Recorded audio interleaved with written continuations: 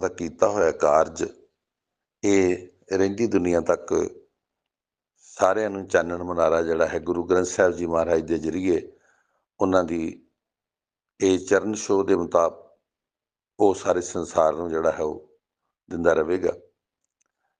ਸੰਸਾਰ ਵਿੱਚ ਵਿਚਰਦਿਆਂ ਆਪਾਂ ਵੇਖਦੇ ਹਾਂ ਸੰਸਾਰ ਇੱਕ ਕੜੀ ਦੇ ਰੂਪ ਵਿੱਚ ਜਦੋਂ ਆਪਾਂ ਵੇਖਦੇ ਹਾਂ ਇੱਕ ਘਰ ਦੇ ਯੂਨਿਟ ਤੋਂ ਲੈ ਕੇ ਦੇਸ਼ ਵਿਦੇਸ਼ ਇਹ ਸਾਰੀ ਦੁਨੀਆ ਜਦੋਂ ਇੱਕ ਕਰਕੇ ਅਸੀਂ ਵੇਖਦੇ ਹਾਂ ਕਿ ਜਿਹੜੀ ਇਹ ਗਲੋਬਲਾਈਜੇਸ਼ਨ ਉਸ ਨਿਰੰਕਾਰ ਨੇ ਸਾਨੂੰ ਉਸ ਵਾਹਿਗੁਰੂ ਨੇ ਇਹ ਖੰਡ ਬ੍ਰਹਿਮੰਡ ਸਾਨੂੰ ਬਖਸ਼ੇ ਹਨ ਜਿਨ੍ਹਾਂ ਵਿੱਚ ਸਾਨੂੰ ਵਿਚਰਨ ਦਾ ਜਿਨ੍ਹਾਂ ਨੂੰ ਵੇਖਣ ਦਾ ਸਾਨੂੰ ਵਿਚਾਰਨ ਦਾ ਮੌਕਾ ਮਿਲਦਾ। ਇਹ ਕੁਦਰਤ ਦੀ ਕਰਤਾਰੀ ਜਿਹੜੀ ਹੈ ਜਦੋਂ ਅਸੀਂ ਇਹਦੇ ਵਿੱਚ ਜਾ ਕੇ ਇਹਦਾ ਆਨੰਦ ਮਾਣਦੇ ਹਾਂ ਤੇ ਫਿਰ ਅਸੀਂ ਸੋਚਦੇ ਹਾਂ ਜਾਂ ਵੇਖਦੇ ਹਾਂ ਕਿ ਉਹ ਪਰਮਾਤਮਾ ਨੇ ਇਹ ਜਿਹੜਾ ਅਦਭੁਤ ਨਜ਼ਾਰਾ ਇਸ ਸੰਸਾਰ ਵਿੱਚ ਦਿੱਤਾ ਇਸ ਨੂੰ ਅਸੀਂ ਮੰਨਣ ਵਾਸਤੇ ਜਿੰਨਾ ਚਿਰ ਤੱਕ ਅਸੀਂ ਉਸ ਨਿਰੰਕਾਰ ਦੀ ਦਿੱਤੀ ਹੋਈ ਬਾਣੀ ਨੂੰ ਸਤਿਕਾਰ ਸਹਿਤ ਨਹੀਂ ਲੈਂਦੇ ਉਤਨੀ ਦੇਰ ਤੱਕ ਸਾਨੂੰ ਇਸ ਦੀ ਸੋਝੀ ਪੈਣੀ ਮੁਸ਼ਕਿਲ ਹੈ। ਘਰ ਪਰਿਵਾਰ ਦੇ ਵਿੱਚ ਅਸੀਂ ਮਾਤਾ ਪਿਤਾ ਕੋਲ ਹੁੰਦੇ ਹਾਂ ਜਦੋਂ ਅਸੀਂ ਜਿਸ ਦੀ ਉਂਗਲ ਫੜ ਕੇ ਜੋ ਸਾਨੂੰ ਤੁਰਨਾ ਬੋਲਣਾ ਇਸ ਸੰਸਾਰ 'ਚ ਵਿਚਰਨਾ ਸਿਖਾਉਂਦੇ ਹਨ ਵੱਡੇ ਹੋ ਕੇ ਜਦੋਂ ਅਸੀਂ ਉਹਨਾਂ ਦਾ ਸਤਿਕਾਰ ਨਹੀਂ ਕਰਦੇ ਜਦੋਂ ਅਸੀਂ ਸਮਝਦੇ ਹਾਂ ਕਿ ਇਹਨਾਂ ਦਾ ਸਤਿਕਾਰ ਕਰਨ ਦੀ ਲੋੜ ਹੈ ਤਾਂ ਫਿਰ ਅਸੀਂ ਸਮਝਦੇ ਹਾਂ ਕਿ ਅਸੀਂ ਜੋ ਸਾਡੇ ਨਾਲ ਉਹਨਾਂ ਪਰਉਪਕਾਰ ਕੀਤਾ ਅਸੀਂ ਉਸ ਦੇ ਮੁਤਾਬਕ ਨਹੀਂ ਚੱਲ ਰਹੇ। ਗੁਰੂ ਜਦੋਂ ਅਸੀਂ ਗੁਰੂ ਦੀ ਗੱਲ ਕਰਦੇ ਹਾਂ ਤੇ ਗੁਰੂ ਦੀ ਲੋੜ ਜਦੋਂ ਸਾਨੂੰ ਚੱਲਣਾ ਫਿਰਨਾ ਤੇ ਸੋਝੀ ਹੁੰਦੀ ਹੈ ਫਿਰ ਸਾਨੂੰ ਗੁਰੂ ਦੀ ਲੋੜ ਪੈਂਦੀ। ਗੁਰੂ ਕੋਲੋਂ ਸਿੱਖ ਕੇ ਸਭ ਤੋਂ ਭਾਵੇਂ ਪਹਿਲਾਂ ਸਭ ਤੋਂ ਪਹਿਲਾ ਗੁਰੂ ਮਾਂ ਪਿਓ ਹੀ ਹੁੰਦਾ ਪਰ ਉਸ ਤੋਂ ਬਾਅਦ ਸਾਨੂੰ ਸੰਸਾਰ ਦੇ ਵਿੱਚ ਇਹ ਸੰਸਾਰ ਨੂੰ ਸਮਝਣ ਵਾਸਤੇ ਉਸ ਨਿਰੰਕਾਰ ਨੂੰ ਜਿਹਨੇ ਸਾਨੂੰ ਇਸ ਸੰਸਾਰ 'ਤੇ ਪੈਦਾ ਕੀਤਾ ਜਿਹਦੀ ਬਦੌਲਤ ਅਸੀਂ ਇਸ ਸੰਸਾਰ 'ਚ ਵਿਚਰਦੇ ਹਾਂ ਫਿਰ ਉਹਨੂੰ ਵੀ ਸਮਝਣ ਵਾਸਤੇ ਸਾਨੂੰ ਜਿਹੜਾ ਹੈ ਉਹ ਗਿਆਨ ਦੀ ਪ੍ਰਾਪਤੀ ਵਾਸਤੇ ਅਧਿਆਤਮਕ ਅਤੇ ਧਾਰਮਿਕ ਗੁਰੂ ਦੀ ਵੀ ਲੋੜ ਪੈਂਦੀ ਜਿਹਦੇ ਉੱਤੋਂ ਅਸੀਂ ਸਿੱਖ ਕੇ ਜਿਹਦੇ ਉੱਤੋਂ ਅਸੀਂ ਪੜ੍ਹ ਕੇ ਜਿਹਦੇ ਉੱਤੋਂ ਅਸੀਂ ਸੁਣ ਕੇ ਉਸ ਨਿਰੰਕਾਰ ਨੂੰ ਉਸ ਹਰੀ ਪ੍ਰਮਾਤਮਾ ਨੂੰ ਸਮਝ ਸਕੀਏ ਜਿਹਨੇ ਇਹ ਸਾਰੇ ਖੰਡ ਅਤੇ ਬ੍ਰਹਿਮੰਡ ਜਿਹੜੇ ਹਨ ਉਹ ਸਾਰੇ ਹੀ ਪੈਦਾ ਕੀਤੇ ਹਨ ਜਾਂ ਕੀਤਾ ਪਸਾਓ ਏਕੋ ਅਕਵਾਓ ਤਿਸ ਤੇ ਹੋਵੇ ਲੱਖ ਦਰਿਆਓ ਜਿਹੜਾ ਉਹਨੇ ਇਹ ਪਸਾਰਾ ਕੀਤਾ ਉਸ ਨਿਰੰਕਾਰ ਨੂੰ ਸਮਝਣ ਵਾਸਤੇ ਅਸੀਂ ਧੰਨ ਧੰਨ ਸ੍ਰੀ ਗੁਰੂ ਗ੍ਰੰਥ ਸਾਹਿਬ ਜੀ ਮਹਾਰਾਜ ਦੀ ਬਾਣੀ ਜਿਹੜੀ ਹੈ ਉਹਨੂੰ ਸਮਝਣਾ ਅਤੇ ਉਹਦਾ ਸਤਿਕਾਰ ਕਰਨਾ ਸਭ ਤੋਂ ਜਿਹੜਾ ਹੈ ਉਹ ਜ਼ਰੂਰੀ ਅਤੇ ਸਭ ਤੋਂ ਉੱਤਮ ਅਤੇ ਸ੍ਰੇਸ਼ਟ ਧਰਮ ਬਣਦਾ। ਸਾਡੇ ਮਨ ਦੇ ਵਿੱਚ ਕਿਉਂਕਿ ਜੋ ਬ੍ਰਹਿਮੰਡੇ ਸੋ ਆਪਣੇ ਪਿੰਡੇ ਜੋ ਖੋਜੇ ਸੋ ਪਾਵੇ ਜਿਉਂ-ਜਿਉਂ ਅਸੀਂ ਇਸ ਮਨ ਨੂੰ ਖੋਜਾਂਗੇ ਜਿਉਂ-ਜਿਉਂ ਅਸੀਂ ਉਸ ਨਿਰੰਕਾਰ ਨਾਲ ਜੁੜ ਕੇ ਬਾਣੀ ਨੂੰ ਆਪਣੇ ਮਨ 'ਚ ਵਸਾ ਕੇ ਜਦੋਂ ਉਸ ਨਿਰੰਕਾਰ ਨੂੰ ਉਸ ਵਾਹਿਗੁਰੂ ਨੂੰ ਆਪਾਂ ਯਾਦ ਕਰਦੇ ਹਾਂ ਫਿਰ ਸਾਨੂੰ ਇਹ ਗਿਆਨ ਦੀ ਸੋਝੀ ਹੁੰਦੀ ਹੈ ਕਿ ਕਿਵੇਂ ਜਿਨ੍ਹਾਂ ਨੇ ਇਸ ਸਵਾਦ ਨੂੰ ਚੱਖਿਆ ਜਿਨ੍ਹਾਂ ਨੇ ਇਸ ਨਿਰੰਕਾਰ ਦੀ ਬਾਣੀ ਨੂੰ ਆਪਣੇ ਮਨ 'ਚ ਵਸਾ ਕੇ ਅੰਤਰ ਧਿਆਨ ਹੋ ਕੇ ਉਸ ਨਿਰੰਕਾਰ ਨੂੰ ਸਮਝਣ ਦੀ ਕੋਸ਼ਿਸ਼ ਕੀਤੀ ਫਿਰ ਜਿੱਦਾਂ ਗੁੰਗੇ ਦੀ ਮਠਿਆਈ ਵਾਲੀ ਗੱਲ ਕਿ ਗੁੰਗਾ ਜਿਵੇਂ ਮਠਿਆਈ ਖਾ ਕੇ ਉਹਦਾ ਸਵਾਦ ਨਹੀਂ ਦੱਸ ਸਕਦਾ ਉਵੇਂ ਹੀ ਜੋ ਨਿਰੰਕਾਰ ਦੇ ਨਾਲ ਜੁੜੀਆਂ ਰੂਹਾਂ ਹਨ ਜੋ ਉਸ ਨਿਰੰਕਾਰ ਨੂੰ ਸਮਝ ਲੈਂਦੇ ਹਨ ਉਹ ਫਿਰ ਉਹ ਸਵਾਦ ਜਿਹੜਾ ਹੈ ਉਹ 10 ਸ਼ਬਦਾਂ ਵਿੱਚ ਬਿਆਨ ਨਹੀਂ ਕਰ ਸਕਦੇ ਨਾ ਕੀਤਾ ਜਾ ਸਕਦਾ ਕਿਉਂਕਿ ਇਹ ਬਾਣੀ ਜਦੋਂ ਜਿਸ ਇਨਸਾਨ ਨੂੰ ਇਹ ਮਿੱਠੀ ਲੱਗਣ ਲੱਗ ਜਾਂਦੀ ਜਦੋਂ ਆਪਾਂ ਸੁਣ ਕੇ ਸਾਡੇ ਕੰਨਾਂ ਨੂੰ ਰਸ ਆਉਣ ਲੱਗ ਜਾਂਦਾ ਆਪਾਂ ਵੇਖਦੇ ਹਾਂ ਸੰਸਾਰ 'ਚ ਵਿਚਰਦਿਆਂ ਭਾਵੇਂ ਇਹ ਸਾਡੇ ਕੰਨ ਜਦੋਂ ਅਸੀਂ ਸੁਣਦੇ ਹਾਂ, ਅਕਸਰ ਸਾਡਾ ਮਨ ਜਦੋਂ ਕੰਨਾਂ ਦੇ ਰਾਹੀਂ ਕੋਈ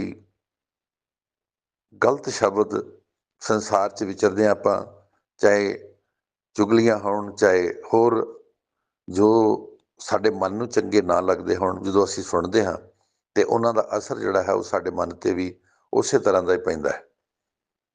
ਗੁਰਬਾਣੀ ਦੇ ਵਿੱਚ ਇਸੇ ਕਰਕੇ ਮਹਾਰਾਜ ਕਹਿੰਦੇ ਕਿ ਇਸ ਜਿਹੜੇ ਕੰਨ ਹਨ, ਇਹਨਾਂ ਨੂੰ ਚੰਗਾ ਸੁਣਨ ਵਾਸਤੇ ਮਹਾਰਾਜ ਨੇ ਲਾਇਆ।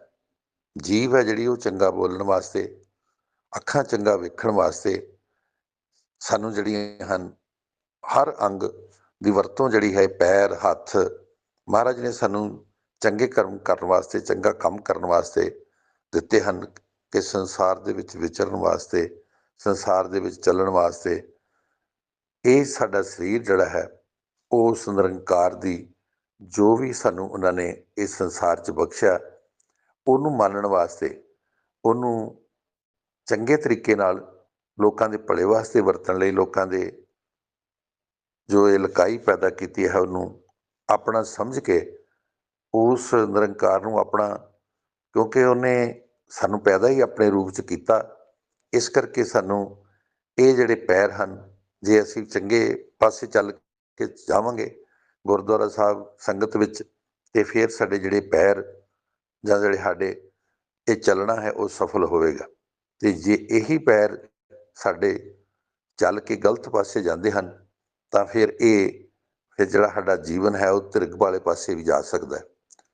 ਸੋ ਨਿਰੰਕਾਰ ਧੰਨ ਧੰਨ ਸ਼੍ਰੀ ਗੁਰੂ ਅਰਜਨ ਦੇਵ ਜੀ ਮਹਾਰਾਜ ਨੇ ਸਾਨੂੰ ਬਾਣੀ ਦਾ ਸਤਿਕਾਰ, ਜਦੋਂ ਉਹਨਾਂ ਨੇ ਧੰਨ ਧੰਨ ਸਾਹਿਬ ਸ਼੍ਰੀ ਗੁਰੂ ਗ੍ਰੰਥ ਸਾਹਿਬ ਜੀ ਮਹਾਰਾਜ ਸਤਿਗੁਰਾਂ ਨੇ ਬਾਣੀ ਦਾ ਜਿਹੜਾ ਸੀ ਉਹ ਸੰਗ੍ਰਹਿ ਕੀਤਾ, ਆਪਾਂ ਵੇਖਦੇ ਹਾਂ ਕਿ ਗੁਰੂ ਗ੍ਰੰਥ ਸਾਹਿਬ ਜੀ ਮਹਾਰਾਜ ਜਦੋਂ ਆਦਿ ਬੀੜ ਦੇ ਰੂਪ ਵਿੱਚ ਉਹਨਾਂ ਨੇ ਸੰਪਾਦਨਾ ਮੁਕੰਮਲ ਹੋਈ ਤਾਂ ਧੰਨ ਧੰਨ ਸ਼੍ਰੀ ਗੁਰੂ ਅਰਜਨ ਦੇਵ ਜੀ ਮਹਾਰਾਜ ਇਸ ਨਿਰੰਕਾਰ ਸਰੂਪ ਗੁਰਬਾਣੀ ਨੂੰ ਮਹਾਰਾਜ ਕਹਿੰਦੇ ਹਨ ਕਿ ਵਾਹੋ ਵਾਹੋ ਬਾਣੀ ਨਿਰੰਕਾਰ ਹੈ, ਤਿਸ ਜੇਵਡ ਅਵਰ ਨ ਕੋਏ, ਵਾਹੋ ਵਾਹੋ ਅਗਮ ਅਥਾਹ ਹੈ, ਵਾਹੋ ਵਾਹੋ ਸੱਚਾ ਸੋਏ। ਬਾਣੀ ਨੂੰ ਮਹਾਰਾਜ ਜੀ ਨੇ ਵਾਹ ਵਾਹ ਕਿਹਾ, ਨਾਲ ਹੀ ਇਹ ਵੀ ਕਿਹਾ ਕਿ ਇਹਦੇ ਤੇ ਵੱਡਾ ਹੋਰ ਸੰਸਾਰ ਦੇ ਵਿੱਚ ਕੋਈ ਨਹੀਂ। ਕਿਉਂ ਕਿਹਾ? ਕਿਉਂਕਿ ਧੰਨ ਧੰਨ ਸਾਹਿਬ ਸ਼੍ਰੀ ਗੁਰੂ ਨਾਨਕ ਦੇਵ ਜੀ ਮਹਾਰਾਜ ਨੂੰ ਜਦੋਂ ਅਸੀਂ ਪੜ੍ਹਦੇ ਹਾਂ ਤੇ ਉਹਨਾਂ ਨੇ ਵੀ ਸਾਨੂੰ ਸ਼ਬਦ ਦੇ ਉੱਤੇ ਸਾਨੂੰ ਜ਼ੋਰ ਦਿੱਤਾ ਕਿ ਸ਼ਬਦ ਨੂੰ ਜਦੋਂ ਅਸੀਂ ਆਪਣੇ ਮਨ 'ਚ ਵਸਾਵਾਂਗੇ, ਸ਼ਬਦ ਨੂੰ ਉਚਰਾਂਗੇ, ਸ਼ਬਦ ਨੂੰ ਉਚਾਰਾਂਗੇ, ਉਹਨਾਂ ਨੇ ਵੀ ਸਾਰੇ ਸੰਸਾਰ ਦੇ ਵਿੱਚ ਸ਼ਬਦ ਦਾ ਹੀ ਜਿਹੜਾ ਹੀ ਹੈ ਉਹ ਪ੍ਰਚਾਰ ਕੀਤਾ। ਗੁਰੂ ਅਰਜਨ ਦੇਵ ਜੀ ਮਹਾਰਾਜ ਜੀ ਨੇ ਸਾਨੂੰ ਸਤਿਕਾਰ ਕਰਨ ਵਾਸਤੇ ਬਾਣੀ ਦਾ, ਉਸ ਨਿਰੰਕਾਰ ਸਰੂਪ ਬਾਣੀ ਦਾ ਖੁਦ ਆਪ ਪਹਿਲਾਂ ਜਿਹੜਾ ਉਹ ਸਤਿਕਾਰ ਕਰਕੇ ਸਾਨੂੰ ਦਰਸਾਇਆ। ਭਾਦਰੋਂ ਸੁਦੀ ਏਕਮ ਸੰਪਤ 1661, 14 ਅਗਸਤ 1604 ਈਸਵੀ ਦਾ ਸਾਹਿਬ ਸ਼੍ਰੀ ਗੁਰੂ ਅਰਜਨ ਦੇਵ ਜੀ ਮਹਾਰਾਜ ਨੇ ਜਦੋਂ ਇਹਨਾਂ ਦੀ ਧੰਨ ਧੰਨ ਸ਼੍ਰੀ ਗੁਰੂ ਗ੍ਰੰਥ ਸਾਹਿਬ ਜੀ ਮਹਾਰਾਜ ਦੀ ਸੰਚਾਲਨਾ ਕੀਤੀ, ਇਹਨੂੰ ਸੰਪਾਦਕ ਕਰ ਲਿਆ ਮਹਾਰਾਜ ਜੀ ਨੇ। ਫਿਰ ਇਹਨਾਂ ਨੂੰ ਧੰਨ ਧੰਨ ਸ਼੍ਰੀ ਹਰਿਮੰਦਰ ਸਾਹਿਬ, ਜੋ ਹਰੀ ਕਾ ਮੰਦਰ, ਉਸ ਨਿਰੰਕਾਰ ਰੂਪੀ ਇਸ ਮੰਦਰ ਦੇ ਵਿੱਚ ਧੰਨ ਧੰਨ ਸ਼੍ਰੀ ਗੁਰੂ ਗ੍ਰੰਥ ਸਾਹਿਬ ਜੀ ਮਹਾਰਾਜ ਦੀ ਜਿਹੜੀ ਸੋ ਬੀੜ ਸੀ, ਆਦਿ ਬੀੜ, ਧੰਨ ਧੰਨ ਗੁਰੂ ਅਰਜਨ ਦੇਵ ਜੀ ਮਹਾਰਾਜ ਸੰਗਤਾਂ ਦੇ ਨਾਲ ਨਗਰ ਕੀਰਤਨ ਦੇ ਰੂਪ ਵਿੱਚ ਸ਼੍ਰੀ ਗੁਰੂ ਅਰਜਨ ਦੇਵ ਜੀ ਮਹਾਰਾਜ ਜੀ ਨੇ ਇਹ ਸਰੂਪ ਬਾਬਾ ਬੁੱਢਾ ਜੀ ਦੇ ਸੀਸ ਤੇ ਸੁਸ਼ੋਭਿਤ ਕਰਕੇ ਆਪ ਚਵਰ ਕਰਦੇ ਹੋਏ ਪੈਦਲ ਚੱਲ ਕੇ ਸੰਗਤਾਂ ਦੇ ਨਾਲ ਸ਼੍ਰੀ ਹਰਿਮੰਦਰ ਸਾਹਿਬ ਪੁੱਜੇ ਸਨ। ਆਪਾਂ ਵੇਖਦੇ ਹਾਂ ਕਿ ਜਦੋਂ ਭਾਵੇਂ ਕਿ ਗੁਰਤਾ ਗੱਦੀ ਜਦੋਂ ਗੁਰੂ ਅਰਜਨ ਦੇਵ ਜੀ ਮਹਾਰਾਜ ਆਪ ਜਦੋਂ ਪੀੜਾ ਸਾਹਿਬ ਤੇ ਪ੍ਰਕਾਸ਼ ਕਰਦੇ ਹਨ, ਆਪ ਸਾਹਮਣੇ ਬੈਠ ਕੇ ਬਾਬਾ ਬੁੱਢਾ ਜੀ ਸਾਹਿਬ ਜੀ ਮਹਾਰਾਜ ਨੂੰ, ਬਾਬਾ ਬੁੱਢਾ ਜੀ ਜਿਹੜੇ ਮਹਾਨ ਆਨੰਦ ਭਗਤ ਹੋਏ ਹਨ, ਉਹਨਾਂ ਨੂੰ ਪ੍ਰਕਾਸ਼ ਕਰਨ ਲਈ ਬੇਨਤੀ ਕਰਦੇ ਹਨ ਕਿ ਬਾਬਾ ਬੁੱਢਾ ਜੀ ਆਪ ਸੰਗਤਾਂ ਨੂੰ ਬੜੇ ਪਿਆਰ ਦੇ ਨਾਲ ਸਰਵਣ ਕਰਾਓ, ਹੁਕਮ ਲਓ। ਧੰਨ ਧੰਨ ਬਾਬਾ ਬੁੱਢਾ ਜੀ ਸੂਹੀ ਰਾਗ ਦੇ ਵਿੱਚ ਸੂਹੀ ਮਹੱਲਾ ਪੰਜਵਾਂ ਜੋ ਪਹਿਲਾ ਸ਼ਬਦ ਧੰਨ ਧੰਨ ਸ੍ਰੀ ਗੁਰੂ ਗ੍ਰੰਥ ਸਾਹਿਬ ਜੀ ਮਹਾਰਾਜ ਦੇ ਪ੍ਰਕਾਸ਼ ਕਰਨ ਵੇਲੇ ਸ੍ਰੀ ਹਰਿਮੰਦਰ ਸਾਹਿਬ ਵਿੱਚ ਆਇਆ। ਸੰਤਾਂ ਕੇ ਕਾਰਜ ਆਪ ਖਲੋਇਆ, ਹਰ ਕੰਮ ਕਰਾਵਣ ਆਇਆ ਰਾਮ। ਧਰਤ ਸੁਹਾਵੀ ਤਾਲ ਸੁਹਾਵਾ, ਵਿੱਚ ਅੰਮ੍ਰਿਤ ਜਲ ਛਾਇਆ ਰਾਮ।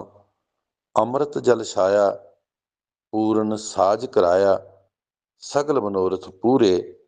ਜੈ ਜੈਕਾਰ ਭਇਆ ਜਗ ਅੰਤਰ, ਲਾਥੇ ਸਗਲ ਵਸੂਰੇ। ਪੂਰਨ ਪੁਰਖ ਅਚੁੱਤ ਅਬਨਾਸੀ, ਜਸ ਵੇਦ ਪੁਰਾਣੀ ਗਾਇਆ। ਆਪਣਾ ਬਿਰਦ ਰੱਖਿਆ ਪਰਮੇਸ਼ਰ, ਨਾਨਕ ਨਾਮ ਧਿਆਇਆ। ਨਾਮ ਧਿਆਉਣ ਦੀ ਗੱਲ ਮਹਾਰਾਜ ਜੀ ਨੇ ਜਦੋਂ ਇਹ ਸ਼ਬਦ ਦਾ ਉਚਾਰਨ ਹੁੰਦਾ, ਆਪਾਂ ਵੇਖਦੇ ਹਾਂ ਕਿ ਜਦੋਂ ਆਪਾਂ ਕੋਈ ਕਾਰਜ ਕਰਦੇ ਹਾਂ ਉਸ ਨਿਰੰਕਾਰ ਨੂੰ ਯਾਦ ਕਰਦੇ ਹਾਂ। ਤੋ ਜਦੋਂ ਇਹ ਸ਼ਬਦ ਬਾਬਾ ਬੁੱਢਾ ਜੀ ਨੇ ਸਰਵਣ ਸੰਗਤਾਂ ਨੂੰ ਕਰਾਇਆ ਹੋਵੇਗਾ ਤੇ ਆਪਾਂ ਇਸ ਗੱਲ ਨੂੰ ਵੇਖਦੇ ਹਾਂ ਕਿ ਜਿਹੜਾ ਕਾਰਜ ਧੰਨ ਧੰਨ ਸ੍ਰੀ ਗੁਰੂ ਅਰਜਨ ਦੇਵ ਜੀ ਮਹਾਰਾਜ ਨੇ ਇਸ ਸੰਸਾਰ ਦੇ ਵਿੱਚ ਲੋਕਾਂ ਵਾਸਤੇ ਕੀਤਾ। ਅੱਜ ਆਪਾਂ ਵੇਖਦੇ ਹਾਂ ਸਾਰੇ ਸੰਸਾਰ ਦੇ ਵਿੱਚ ਸਾਹਿਬ ਸ੍ਰੀ ਗੁਰੂ ਗ੍ਰੰਥ ਸਾਹਿਬ ਜੀ ਮਹਾਰਾਜ ਗੁਰਸਰੂਪ ਦੇ ਵਿੱਚ ਸਾਰੇ ਸੰਸਾਰ ਦੇ ਵਿੱਚ ਹਰ ਥਾਂ ਬਿਰਾਜਮਾਨ ਹੋ ਕੇ ਉਹ ਸਾਨੂੰ ਉਪਦੇਸ਼ ਦਿੰਦੇ ਆ ਰਹੇ ਹਨ। ਗੁਰਬਾਣੀ ਦੇ ਵਿੱਚ ਅੱਜ ਸਤਿਕਾਰ ਵਜੋਂ ਅਸੀਂ ਸਾਰੇ ਹੀ ਜੇਕਰ ਵੇਖਿਆ ਜਾਵੇ ਤੇ ਗੁਰਬਾਣੀ ਹੀ ਇੱਕ ਅਜਿਹਾ ਚਾਨਣ ਮੁਨਾਰਾ ਹੈ ਜਿਹਦੇ ਉੱਤੋਂ ਆਪਾਂ ਸਾਰੇ ਹੀ ਸੇਧ ਲੈ ਕੇ ਸੰਸਾਰ ਦੇ ਵਿੱਚ ਵਿਚਰਦੇ ਹਾਂ। ਧਿਆਨ ਲਗਾਉਣਾ, ਉਹਦੇ ਨਾਲ ਜੁੜਨਾ, ਕਿਵੇਂ ਜੁੜਨਾ, ਉਸ ਨਿਰੰਕਾਰ ਨੂੰ ਕਿਵੇਂ ਸਮਝਣਾ, ਉਹਨੂੰ ਸਮਝ ਕੇ ਸੰਸਾਰ 'ਚ ਵਿਚਰਨਾ ਕਿੱਦਾਂ, ਸੰਸਾਰ ਨੂੰ ਉਹ ਨਿਰੰਕਾਰ ਦੀ ਇਹ ਕੁਦਰਤ ਬਾਰੇ ਦੱਸਣਾ। ਜੋ ਸਮਝਦੇ ਹਨ ਉਹ ਫਿਰ ਗੁਰਬਾਣੀ ਨੂੰ ਅੱਗੇ ਉਹ ਆਪਣੇ ਫਿਰ ਇਸ ਗਿਆਨ ਨੂੰ ਅੱਗੇ ਸੰਗਤਾਂ ਤੱਕ ਵੀ ਜਿਹੜਾ ਹੈ ਉਹ ਲੈ ਕੇ ਜਾਂਦੇ ਹਨ ਕਿ ਕਿਵੇਂ ਅੰਤਰ ਧਿਆਨ ਹੋ ਕੇ ਕਿਵੇਂ ਉਸ ਪ੍ਰਭੂ ਪਰਮਾਤਮਾ ਦੇ ਨਾਲ ਜੁੜਨਾ ਹੈ। ਸੋ ਆਪਾਂ ਵੇਖਦੇ ਹਾਂ ਕਿ ਜਦੋਂ ਇਸ ਸੰਸਾਰ 'ਚ ਵਿਚਰਦੇ ਹਾਂ, ਭਾਵੇਂ ਕਿ ਅੱਜ ਸੰਸਾਰ 'ਚ ਵਿਚਰਦਿਆਂ ਪਖੰਡਵਾਦ ਜਿਹੜਾ ਹੈ ਬਹੁਤ ਵੱਧ ਗਿਆ। ਸ਼ਾਰਟਵੇ ਲੋਕਾਂ ਨੇ ਚੁਣ ਲਿਆ ਕਿ ਪਰਮਾਤਮਾ ਨੂੰ ਮਿਲਣ ਵਾਸਤੇ ਸਾਨੂੰ ਛੋਟਾ ਰਸਤਾ ਚਾਹੀਦਾ। ਆਪਾਂ ਧਾਗੇ ਅਤੇ ਤਵੀਤਾਂ ਵਿੱਚ ਪੈ ਗਏ। ਆਪਾਂ ਹੋਰ ਰਸਤੇ ਜਿਹੜੇ ਹਨ ਉਹ ਅਡਾਪਟ ਕਰ ਲਏ। ਟੂਣੇ ਜਿਹੜੇ ਕਰਦੇ ਕਿਸੇ ਦੇ ਕਹੇ ਦੇ ਉੱਤੇ ਅਸੀਂ ਜਾਂ ਹਵਨ ਕਰਾ ਲਿਆ ਜਾਂ ਕੋਈ ਜੱਗ ਕਰਵਾ ਲਿਆ ਕਿ ਸਾਡਾ ਜਿਹੜਾ ਕਾਰਜ ਹੈ, ਇਹ ਸਾਰੇ ਸ਼ਾਰਟ ਵੇ ਹਨ। ਪਰਮਾਤਮਾ ਦੇ ਰਾਹ 'ਤੇ ਚੱਲਣ ਵਾਸਤੇ ਸਾਨੂੰ ਸ਼ਬਦ ਨਾਲ ਜੁੜਨਾ ਪਵੇਗਾ। ਸ਼ਬਦ ਨਾਲ ਜੁੜ ਕੇ ਉਸ ਨਿਰੰਕਾਰ ਤੱਕ ਪਹੁੰਚਣ ਵਾਸਤੇ, ਕਿਉਂਕਿ ਵਾਹਿਗੁਰੂ ਨਾਮ ਜਹਾਜ਼ ਹੈ, ਚੜ੍ਹੇ ਸੋ ਉਤਰੇ ਪਾਰ। ਇਸੇ ਕਰਕੇ ਹੀ ਵਾਹਿਗੁਰੂ ਦਾ ਜਿਹੜਾ ਸ਼ਬਦ ਹੈ, ਜਦੋਂ ਅਸੀਂ ਬਾਰ-ਬਾਰ ਜਪਦੇ ਹਾਂ, ਸਵਾਸ ਜਪਦੇ ਹਾਂ, ਤਾਂ ਸਾਨੂੰ ਉਸ ਗੁਰੂ ਨੂੰ ਵਾਹੋ ਕਰਨ ਦਾ, ਉਸ ਗੁਰੂ ਨੂੰ ਵਾਹੋ ਕਹਿਣ ਦਾ, ਜਿਸ ਗੁਰੂ ਨੇ ਸਾਨੂੰ ਇਸ ਸੰਸਾਰ ਦੇ ਉੱਤੇ ਭੇਜਿਆ ਆਪਣਾ ਸਰੂਪ ਦੇ ਕੇ। ਕਿਉਂਕਿ ਆਪਾਂ ਸਾਰੀਆਂ ਜੂਨਾਂ ਜਿੰਨੀਆਂ ਵੀ ਵੇਖਦੇ ਹਾਂ ਸੰਸਾਰ 'ਚ ਵਿਚਰਦੇ ਹਾਂ, ਸਭ ਤੋਂ ਸ੍ਰੇਸ਼ਟ ਜਿਹੜੀ ਜੂਨ ਹੈ ਉਹ ਇਨਸਾਨ ਦੀ ਹੈ। ਇਨਸਾਨ ਜੂਨ ਦੇ ਵਿੱਚ ਆ ਕੇ ਅਸੀਂ ਕਾਰਜ ਜਦੋਂ ਕਰਦੇ ਹਾਂ ਤੇ ਫਿਰ ਕਾਰਜ ਉਹੀ ਕਰਨਾ ਜੋ ਉਸ ਨਿਰੰਕਾਰ ਨੂੰ ਚੰਗਾ ਲੱਗਦਾ ਹੋਵੇ, ਇਸ ਸੰਸਾਰ ਨੂੰ ਚੰਗਾ ਲੱਗਦਾ ਹੋਵੇ, ਜੋ ਤੁਹਾਨੂੰ ਆਲੇ ਦੁਆਲੇ ਚੁਗਿਰਦੇ ਨੂੰ ਚੰਗਾ ਲੱਗਦਾ ਹੋਵੇ। ਜੇਕਰ ਅਸੀਂ ਕੁਦਰਤ ਦੀ ਕੀਤੀ ਤੋਂ, ਕੁਦਰਤ ਦੀ ਕਰਤਾਰੀ ਤੋਂ ਅਸੀਂ ਥੋੜ੍ਹਾ ਪਰੇ ਜਾਂਦੇ ਹਾਂ ਤੇ ਅਸੀਂ ਇਹ ਸਮਝਦੇ ਹਾਂ ਕਿ ਸਾਨੂੰ ਵੇਖਣ ਨੂੰ ਇਹ ਮਿਲਦਾ ਹੈ ਕਿ ਸਾਨੂੰ ਕਹਿਣ ਵਾਲੇ ਵੀ ਲੋਕ ਕਹਿਣਗੇ ਕਿ ਇਹ ਕੁਦਰਤ ਦੇ ਜਾਂ ਉਹਦੇ ਭਾਣੇ ਵਿੱਚ ਬੰਦਾ ਚੱਲਦਾ ਨਹੀਂ। ਭਾਣੇ ਵਿੱਚ ਰਹਿਣ ਵਾਸਤੇ ਸਾਨੂੰ ਉਸ ਨਿਰੰਕਾਰ ਨੇ ਸਪਸ਼ਟ ਉਪਦੇਸ਼ ਦਿੱਤਾ ਹੈ ਕਿ ਜੋ ਵੀ ਆਇਆ ਇਸ ਸੰਸਾਰ ਦੇ ਵਿੱਚ, ਕਿਉਂਕਿ ਹੋ ਸਭ ਕੁਛ ਉਹਦੇ ਭਾਣੇ ਵਿੱਚ ਰਿਹਾ, ਭਾਣੇ 'ਚ ਵਿਚਰਨ ਵਾਸਤੇ ਸਾਨੂੰ ਉਸ ਨਿਰੰਕਾਰ ਵਾਹਿਗੁਰੂ ਨੇ ਥਾਂ-ਥਾਂ 'ਤੇ ਸਾਨੂੰ ਇਹ ਸਮਝਾਉਣ ਦੀ ਕੋਸ਼ਿਸ਼ ਕੀਤੀ ਹੈ ਕਿ ਆਓ ਭਾਈ, ਜਿੰਨਾ ਚਿਰ ਤੱਕ ਅਸੀਂ ਉਸ ਨਿਰੰਕਾਰ ਨੂੰ ਆਪਣੇ ਮਨ ਵਿੱਚ ਵਸਾ ਕੇ ਨਹੀਂ ਚੱਲਦੇ, ਉਹਨਾਂ ਚਿਰ ਤੱਕ ਅਸੀਂ ਉਸ ਮਾਰਗ 'ਤੇ ਪਹੁੰਚਣ ਵਾਸਤੇ ਸਾਨੂੰ ਬਹੁਤ ਦੇਰ ਲੱਗ ਜਾਏਗੀ। ਜਿੰਨਾ ਚਿਰ ਤੱਕ ਅਸੀਂ ਉਸ ਨਿਰੰਕਾਰ ਦੀ ਬਾਣੀ ਨੂੰ ਆਪਣੇ ਮਨ 'ਚ ਨਹੀਂ ਵਸਾਉਂਦੇ, ਉਹਨਾਂ ਚਿਰ ਤੱਕ ਸਾਡਾ ਮਨ, ਇਹ ਤਨ ਜਿਹੜਾ ਹੈ ਉਹ ਸ਼ੁੱਧਤਾ ਵਾਲੇ ਪਾਸੇ ਜਾਵੇਗਾ ਨਹੀਂ।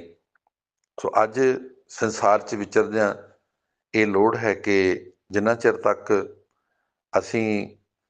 ਸਾਨੂੰ ਉਸ ਮਾਰਗ 'ਤੇ ਚੱਲਣ ਵਾਸਤੇ, ਜਿਹੜਾ ਸੰਤ ਕਾ ਮਾਰਗ ਧਰਮ ਕੀ ਪੌੜੀ ਕੋਵਿਡ ਭਾਗੀ ਪਾਏ, ਇਹ ਮਾਰਗ 'ਤੇ ਚੱਲਣ ਵਾਸਤੇ ਸਾਨੂੰ, ਇਸ ਮਾਰਗ ਦੇ ਭਾਗੀ ਬਣਨ ਵਾਸਤੇ ਸਾਨੂੰ ਜਿਹੜਾ ਸੰਗਤ ਨਾਲ ਜੁੜਨਾ, ਸੰਗਤ ਦੀ ਸੇਵਾ ਕਰਨੀ, ਸੰਗਤ ਵਿੱਚ ਬੈਠ ਕੇ ਉਸ ਨਿਰੰਕਾਰ ਦਾ ਨਾਮ ਸੁਣਨਾ, ਜਾਪ ਕਰਨਾ, ਜਪਣਾ, ਇਹ ਸਭ ਤੋਂ ਉੱਤਮ ਹਨ, ਜੋ ਸਾਨੂੰ ਕਰਨ ਵਾਸਤੇ ਜਿਹੜੀ ਹੈ ਉਹ ਬਾਣੀ ਜਿਹੜੀ ਹੈ ਉਹ ਸਾਨੂੰ ਪ੍ਰੇਰਨਾ ਦਿੰਦੀ ਹੈ।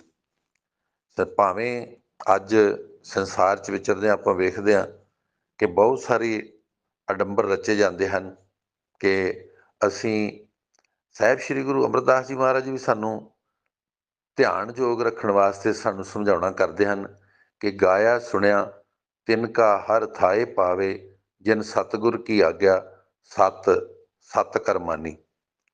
ਜਿਨ੍ਹਾਂ ਨੇ ਉਸ ਨਿਰੰਕਾਰ ਦੀ ਬਾਣੀ ਨੂੰ ਸੱਚ ਕਰਕੇ ਮੰਨਿਆ, ਉਹੀ ਮਹਾਰਾਜ ਕਹਿੰਦੇ ਹਨ ਉਹਨਾਂ ਦਾ ਜਿਹੜਾ ਗਾਵਿਆ ਤੇ ਸੁਣਿਆ ਜਿਹੜਾ ਉਹ ਥਾਵੇਂ ਪੈ ਸਕਦਾ ਹੈ। ਆਪਾਂ ਸੁਣਦੇ ਵੀ ਹਾਂ, ਸੁਣ ਕੇ ਆ ਕੇ ਕਹਿੰਦੇ ਹਾਂ ਕਿ ਨਹੀਂ, ਇਹਦਾ ਤਾਂ ਕੋਈ ਗੱਲ ਨਹੀਂ ਬਣਦੀ ਕਿ ਗੁਰਬਾਣੀ ਜਿਹੜੀ ਹੈ ਜੋ ਕਹਿ ਰਹੀ ਹੈ ਉਹ ਸਾਰਾ ਠੀਕ ਹੋਵੇਗੀ, ਕਿਉਂਕਿ ਇੱਕ ਇੱਕ ਸ਼ਬਦ ਜੋ ਵੀ ਨਿਰੰਕਾਰ ਨੇ, ਸ੍ਰੀ ਗੁਰੂ ਅਰਜਨ ਦੇਵ ਜੀ ਮਹਾਰਾਜ ਨੇ, ਚਾਹੇ ਉਹ ਭੱਟਾਂ ਦੀ ਬਾਣੀ, ਚਾਹੇ ਉਹ ਭਗਤਾਂ ਸਾਹਿਬਾਨ ਦੀ ਬਾਣੀ ਹੈ, ਉਹਨੂੰ ਜਦੋਂ ਲਿਖਿਆ ਹੋਵੇਗਾ, ਦਰਜ ਕੀਤਾ ਹੋਵੇਗਾ ਬਾਣੀ ਦੇ ਵਿੱਚ, ਤੇ ਉਹਨਾਂ ਨੇ ਉਹੀ ਬਾਣੀ ਨਿਰੰਕਾਰ ਦੀ ਜੋ ਸਿਫਤ ਸਲਾਹ ਵਿੱਚ ਲਿਖੀ ਗਈ, ਉਹਦਾ ਇੱਕ ਇੱਕ ਅੱਖਰ ਜਿਹੜਾ ਹੈ ਉਹ ਨਿਰੰਕਾਰ ਨੇ ਇਸ ਬਾਣੀ ਦੇ ਵਿੱਚ, ਗ੍ਰੰਥ ਵਿੱਚ ਦਰਜ ਕੀਤਾ। ਸੋ ਸਾਹਿਬ ਸ਼੍ਰੀ ਗੁਰੂ ਅਮਰਦਾਸ ਜੀ ਮਹਾਰਾਜ ਜੀ ਕਹਿੰਦੇ ਹਨ ਕਿ ਜੋ ਧਿਆਨ ਹੈ ਉਹਨੂੰ ਰੱਖਣਾ ਜਿਹੜਾ ਹੈ ਉਹ ਯੋਗ ਹੈ। ਆਪ ਫਰਮਾਨ ਕਰਦੇ ਹਨ ਕਿ ਸੰਸਾਰ ਵਿੱਚ ਸਤਿਗੁਰੂ ਦੇ ਦਰਸ਼ਨ ਤਾਂ ਬਹੁਤਿਆਂ ਨੇ ਪਿੱਛੇ ਵੀ ਕੀਤੇ ਅਤੇ ਹੁਣ ਵੀ ਸ਼ਬਦ ਗੁਰੂ ਦੇ ਕਰ ਰਹੇ ਹਨ, ਪਰ ਨਿਰਾ ਸਤਿਗੁਰਾਂ ਦੇ ਦਰਸ਼ਨ ਕਰਨ, ਭੇਟਾ ਚੜਾਉਣ ਅਤੇ ਮੱਥਾ ਟੇਕ ਲੈਣ ਦੇ ਨਾਲ ਕਿਸੇ ਦੇ ਜੀਵਨ ਵਿੱਚ ਬਦਲਾਅ ਨਹੀਂ ਆਉਣਾ, ਅਤੇ ਨਾ ਹੀ ਜਿਹੜੀਆਂ ਸਾਡੇ ਮਾਇਕੀ ਬੰਧਨ ਨੇ ਉਹਨਾਂ ਤੋਂ ਖਲਾਸੀ ਹੋਣੀ ਹੈ। ਸੋ ਮਾਇਕੀ ਬੰਧਨਾਂ ਤੋਂ ਖਲਾਸੀ ਸਤਿਗੁਰਾਂ ਦੇ ਬਚਨਾਂ ਦੇ ਵਿਚਾਰ ਉਸ ਅਨੁਸਾਰ ਆਪਣੇ ਜੀਵਨ ਨੂੰ ਢਾਲਣ ਦੁਆਰਾ ਹੀ ਹੋ ਸਕਣੀ ਹੈ। ਆਪ ਜੀ ਦਾ ਵਡਹੰਸ ਦੀ ਵਾਰ ਵਿੱਚ ਫਰਮਾਨ ਹੈ, ਸਤਿਗੁਰ ਨੂੰ ਸਭ ਕੋ ਵੇਖਦਾ, ਜੇਤਾ ਜਗਤ ਸੰਸਾਰ, ਡਿਠੇ ਮੁਕਤ ਨਾ ਹੋਵਈ, ਜੇਚਰ ਸ਼ਬਦ ਨਾ ਕਰੇ ਵਿਚਾਰ। ਆਪਾਂ ਵੇਖਦੇ ਹਾਂ ਸਤਿਗੁਰੂ ਧੰਨ ਧੰਨ ਸ਼੍ਰੀ ਗੁਰੂ ਅਮਰਦਾਸ ਜੀ ਮਹਾਰਾਜ ਫਰਮਾਨ ਕਰਦੇ ਹਨ ਕਿ ਇਹ ਸਾਰਾ ਸੰਸਾਰ ਜਿੰਨਾ ਵੀ ਹੈ ਉਹ ਸਭ ਵੇਖ ਰਿਹਾ ਹੈ, ਉਸ ਨਿਰੰਕਾਰ ਵੀ ਉਹਨੂੰ ਵੇਖਦਾ ਹੈ, ਸਾਰੇ ਸੰਸਾਰ ਨੂੰ। ਪਰ ਇਹ ਜੇਕਰ ਅਸੀਂ ਕਹੀਏ ਕਿਸੇ ਚੀਜ਼ ਨੂੰ ਵੇਖੀ ਜਾਈਏ ਤੇ ਵੇਖਿਆ ਹੀ ਸਾਡੀ ਜਿਹੜੀ ਆ ਉਹ ਮੁਕਤੀ ਹੋ ਜਾਵੇਗੀ। ਧੰਨ ਧੰਨ ਸ਼੍ਰੀ ਗੁਰੂ ਗ੍ਰੰਥ ਸਾਹਿਬ ਜੀ ਮਹਾਰਾਜ ਹਨ, ਉਦਾਹਰਨ ਦੇ ਤੌਰ ਤੇ 1430 ਅੰਗ ਸੰਗ੍ਰਹਿ ਕਰਕੇ ਗੁਰੂ ਅਰਜਨ ਦੇਵ ਜੀ ਮਹਾਰਾਜ ਨੇ ਬਾਣੀ ਨੂੰ ਸੰਗ੍ਰਹਿ ਕੀਤਾ। ਇੱਕ ਇੱਕ ਸ਼ਬਦ ਜੇਕਰ ਅਸੀਂ ਮਨ 'ਚ ਵਸਾਉਂਦੇ ਹਾਂ, ਉਹਦਾ ਜਾਪ ਕਰਦੇ ਹਾਂ, ਉਹਨੂੰ ਮਨ 'ਚ ਵਸਾਉਂਦੇ ਹਾਂ, ਤੇ ਇੱਕ ਸ਼ਬਦ ਨਾਲ ਵੀ ਸਾਡਾ ਜਿਹੜਾ ਉਹ ਸੰਸਾਰ ਤੋਂ ਸਾਡਾ ਲੋਕ ਤੇ ਪਰਲੋਕ ਸੰਵਰ ਸਕਦਾ ਹੈ। ਪਰ ਜੇ ਅਸੀਂ ਨਿਰਾ ਇਕੱਲਾ ਸਵੇਰੇ ਸ਼ਾਮ ਗੁਰੂ ਗ੍ਰੰਥ ਸਾਹਿਬ ਜੀ ਮਹਾਰਾਜ ਜੀ ਨੂੰ ਧੂਫ ਦਿਖਾ ਕੇ ਸਤਿਕਾਰਨਾ, ਰੋਜ਼ ਰੁਮਾਲਾ ਬਦਲ ਕੇ ਤੇ ਆਪਾਂ ਕਹੀਏ ਕਿ ਸਾਡਾ ਪਾਰ ਉਤਾਰਾ ਹੋ ਜਾਵੇਗਾ, ਇਹ ਹਰਗਿਜ਼ ਨਹੀਂ ਹੋਣ ਵਾਲਾ। ਕਿ ਅਸੀਂ ਦਰਸ਼ਨ ਕਰਕੇ ਮੱਥਾ ਟੇਕ ਲਿਆ, ਪ੍ਰਕਾਸ਼ ਕੀਤਾ ਨਹੀਂ, ਸ਼ਬਦ ਸੁਣਿਆ ਨਹੀਂ ਜਾਂ ਪੜ੍ਹਿਆ ਨਹੀਂ, ਜਾਂ ਉਹਦੀ ਜੋ ਵਿੱਚ ਬਾਣੀ ਹੈ ਉਹ ਕਿਸੇ ਕੋਲੋਂ ਆਪਾਂ ਸਰਵਣ ਨਹੀਂ ਕੀਤੀ, ਪ੍ਰਕਾਸ਼ ਕਰਵਾ ਕੇ ਜਾਂ ਕਰਕੇ, ਔਰ ਗੁਰੂ ਗ੍ਰੰਥ ਸਾਹਿਬ ਜੀ ਮਹਾਰਾਜ ਲਾਗੇ ਬੈਠ ਕੇ ਸੰਗਤ ਵਿੱਚ ਉਹਦੇ ਵਿੱਚੋਂ ਕੋਈ ਸ਼ਬਦ ਸੁਣਿਆ ਨਹੀਂ, ਤੇ ਫਿਰ ਜੇ ਕਹੀਏ ਕਿ ਡਿੱਠਿਆਂ ਹੀ ਇਕੱਲਾ ਸਾਨੂੰ ਗਿਆਨ ਹੋ ਜਾਵੇਗਾ, ਉਹ ਨਹੀਂ ਹੋਣਾ। ਜਿੰਨਾ ਚਿਰ ਤੱਕ ਅਸੀਂ ਉਹਦੇ ਵਿੱਚੋਂ ਸ਼ਬਦ ਦਾ ਸੁਣਦੇ ਨਹੀਂ ਜਾਪ ਤੇ ਜਾਪ ਕਰਦੇ ਨਹੀਂ, ਉਹਨਾਂ ਚਿਰ ਤੱਕ ਮਹਾਰਾਜ ਕਹਿੰਦੇ ਹਨ ਕਿ ਜਿੰਨਾ ਚਿਰ ਤੱਕ ਅਸੀਂ ਸ਼ਬਦ ਦੀ ਵਿਚਾਰ ਨਹੀਂ ਕਰਾਂਗੇ, ਉਹਨਾਂ ਚਿਰ ਤੱਕ ਡਿੱਠਿਆਂ ਜਿਹੜੀ ਹੈ ਉਹ ਮੁਕਤੀ ਨਹੀਂ ਹੋਣੀ। ਆਪਾਂ ਕਲਾਸ 'ਚ ਬੈਠੇ ਟੀਚਰ ਦਾ ਜੋ ਕਹੀਏ ਕਿ ਇੱਕ ਸਟੂਡੈਂਟ ਟੀਚਰ ਦੇ ਵੇਖ ਕੇ ਦਰਸ਼ਨ ਕਰਕੇ ਸਕੂਲ 'ਚੋਂ ਆ ਜੇ ਤੇ ਰੋਜ਼ ਇੱਦਾਂ ਹੀ ਕਰਦਾ ਰਹੇ, 365 ਦਿਨ ਹੀ ਕਰਦਾ ਰਹੇ, ਤੇ ਉਹ ਕਵੇ ਕਿ ਮੈਂ ਡਿਗਰੀ ਪਾਸ ਕਰ ਲਵਾਂ, ਉਹਨਾਂ 'ਚ ਉਹ ਕਦੀ ਨਹੀਂ ਹੋ ਸਕਦੀ। ਜਿੰਨਾ ਚਿਰ ਤੱਕ ਅਸੀਂ ਉਹ ਟੀਚਰ ਕੋਲੋਂ ਜੋ ਸਾਡੀਆਂ ਬੁੱਕਸ ਕਿਤਾਬਾਂ ਹਨ, ਉਸ ਲਿਟਰੇਚਰ ਜੋ ਵੀ ਅਸੀਂ ਸਿੱਖਿਆ ਪ੍ਰਾਪਤ ਕਰਨੀ ਹੈ, ਜਿੰਨਾ ਚਿਰ ਤੱਕ ਉਹ ਅਸੀਂ ਉਹਨਾਂ ਕੋਲੋਂ ਸੁਣ ਕੇ ਗਿਆਨ ਦੀ ਪ੍ਰਾਪਤੀ ਨਹੀਂ ਕਰਦੇ ਕਿ ਇਹਨਾਂ ਵਿੱਚ ਲਿਖਿਆ ਕੀ ਹੈ, ਉਹਨਾਂ ਚਿਰ ਤੱਕ ਮੰਜ਼ਿਲ 'ਤੇ ਪਹੁੰਚਣਾ ਔਖਾ ਹੈ। ਸੋ ਇਸੇ ਕਰਕੇ ਗੁਰੂ ਅਮਰਦਾਸ ਜੀ ਮਹਾਰਾਜ ਸਮਝਾਉਣਾ ਕਰਦੇ ਹਨ ਕਿ ਸਤਿਗੁਰ ਨੂੰ ਸਭ ਕੁਝ ਦੇਖਦਾ, ਜੇਤਾ ਜਗ ਸੰਸਾਰ, ਡਿੱਠੇ ਮੁਕਤ ਨਾ ਹੋਵੀ, ਜੇ ਚਰ ਸ਼ਬਦ ਨਾ ਕਰੇ ਵਿਚਾਰ। ਸੋ ਸ਼ਬਦ ਦੀ ਵਿਚਾਰ ਅਸੀਂ ਇਸੇ ਕਰਕੇ ਹੀ ਸ਼ਬਦ ਜੋ ਹੈ ਆਪਾਂ ਬਾਰ-ਬਾਰ ਵਾਹਿਗੁਰੂ ਵਾਹਿਗੁਰੂ ਵਾਹਿਗੁਰੂ ਵਾਹਿਗੁਰੂ ਵਾਹਿਗੁਰੂ ਜੀ ਦਾ ਜਾਪ ਕਰਦੇ ਹਾਂ। ਸੋ ਸ਼੍ਰੀ ਗੁਰੂ ਨਾਨਕ ਦੇਵ ਜੀ ਦਾ ਰਾਮਕਲੀ ਰਾਗ ਵਿੱਚ ਬੜਾ ਹੀ ਕਰਨੀ ਪ੍ਰਧਾਨ ਭਾਵਪੂਰਤ ਵਚਨ ਹੈ ਕਿ ਜਿਸ ਸਿੱਖ ਨੇ ਪ੍ਰਭੂ ਵਿੱਚ ਪ੍ਰਵਾਨਗੀ ਲੈਣੀ ਹੋਵੇ, ਉਸ ਨੂੰ ਸਤਿਗੁਰੂ ਦੇ ਅੱਗੇ ਨਤਮਸਤਕ ਕਰਨ ਦੇ ਨਾਲ ਨਾਲ ਪ੍ਰਭੂ ਦੇ ਨਾਮ ਨੂੰ ਹਿਰਦੇ ਵਿੱਚ ਵਸਾਉਣਾ ਪਵੇਗਾ। ਸਤਿਗੁਰੂ ਅੱਗੇ ਦੁਨਿਆਵੀ ਪਦਾਰਥਾਂ ਦੀ ਭੇਟਾ ਰੱਖਣ ਦੇ ਨਾਲ ਨਾਲ ਗੁਰਸਿੱਖ ਨੂੰ ਮਨ, ਬਚਨ ਅਤੇ ਕਰਮਾਂ ਵਿੱਚ ਸੱਚ ਦਾ ਧਾਰਨੀ ਬਣਨਾ ਪਵੇਗਾ। ਗੁਰਸਿੱਖ ਗੁਰੂ ਅੱਗੇ ਅਰਦਾਸ ਕੇਵਲ ਅੱਖਰਾਂ ਦੀ ਹੀ ਨਾ ਕਰੀ ਜਾਵੇ। ਅਰਦਾਸ ਕਰਦਿਆਂ ਸੱਤ ਅਤੇ ਸੰਤੋਖ ਨੂੰ ਆਪਣਾ ਜੀਵਨ ਆਧਾਰ ਬਣਾ ਲਏ। ਜਿਹੜਾ ਗੁਰਸਿੱਖ ਬਾਹਰੀ ਕਰਮਾਂ ਦੇ ਨਾਲ ਨਾਲ ਸਤਿਗੁਰੂ ਦਾ ਕਰਨੀ ਪ੍ਰਧਾਨ ਉਪਦੇਸ਼ ਆਪਣੇ ਹਿਰਦੇ ਵਿੱਚ ਧਾਰਨ ਕਰ ਲੈਂਦਾ ਹੈ, ਉਸ ਦਾ ਮੱਥਾ ਟੇਕਣਾ ਵੀ, ਉਸ ਦੀ ਭੇਟਾ ਰੱਖਣੀ ਵੀ ਸਤਿਗੁਰੂ ਦੇ ਦਰ ਵਿੱਚ ਪ੍ਰਵਾਨ ਹੋ ਜਾਂਦੀ ਹੈ। ਨਾਮ ਜਪਣ ਅਤੇ ਸਤ ਸੰਤੋਖ ਦੇ ਧਾਰਨ ਦੀ ਅਰਦਾਸ ਜਦੋਂ ਗੁਰੂ ਚਰਨਾਂ ਵਿੱਚ ਪੁੱਜਦੀ ਹੈ, ਪ੍ਰਭੂ ਆਪਣੇ ਪਿਆਰ ਨਾਲ ਉਸ ਨੂੰ ਆਪਣੇ ਪਾਸ ਸੱਦ ਕੇ ਆਪਣੇ ਕੋਲ ਬਿਠਾ ਲੈਂਦਾ ਹੈ, ਆਪਣੇ ਸਰੂਪ ਵਿੱਚ ਅਭੇਦ ਕਰ ਲੈਂਦਾ ਹੈ। ਜਿੰਨਾ ਚਿਰ ਤੱਕ ਅਸੀਂ ਮਨ ਬਿਰਤੀ ਇਕਾਗਰ ਕਰਕੇ ਉਸ ਨਿਰੰਕਾਰ ਨੂੰ ਯਾਦ ਨਹੀਂ ਕਰਦੇ, ਸ਼ਬਦ ਨੂੰ ਅਸੀਂ ਮਨ 'ਚ ਜਿੰਨਾ ਚਿਰ ਤੱਕ ਉਹ ਜੋਤ ਸਰੂਪੀ ਨਾਲ ਮਿਲਾ ਨਹੀਂ ਲੈਂਦੇ, ਅੰਤਰ ਧਿਆਨ ਹੋਣ ਦਾ ਇਹੀ ਹੈ ਕਿ ਜਿੰਨਾ ਆਪਣਾ ਮਨ ਨੂੰ, ਆਪਣੇ ਇਸ ਤਨ ਨੂੰ ਉਸ ਨਿਰੰਕਾਰ ਦੇ ਨਾਲ ਜੁੜਿਆ ਹੋਇਆ ਮਹਿਸੂਸ ਕਰੀਏ।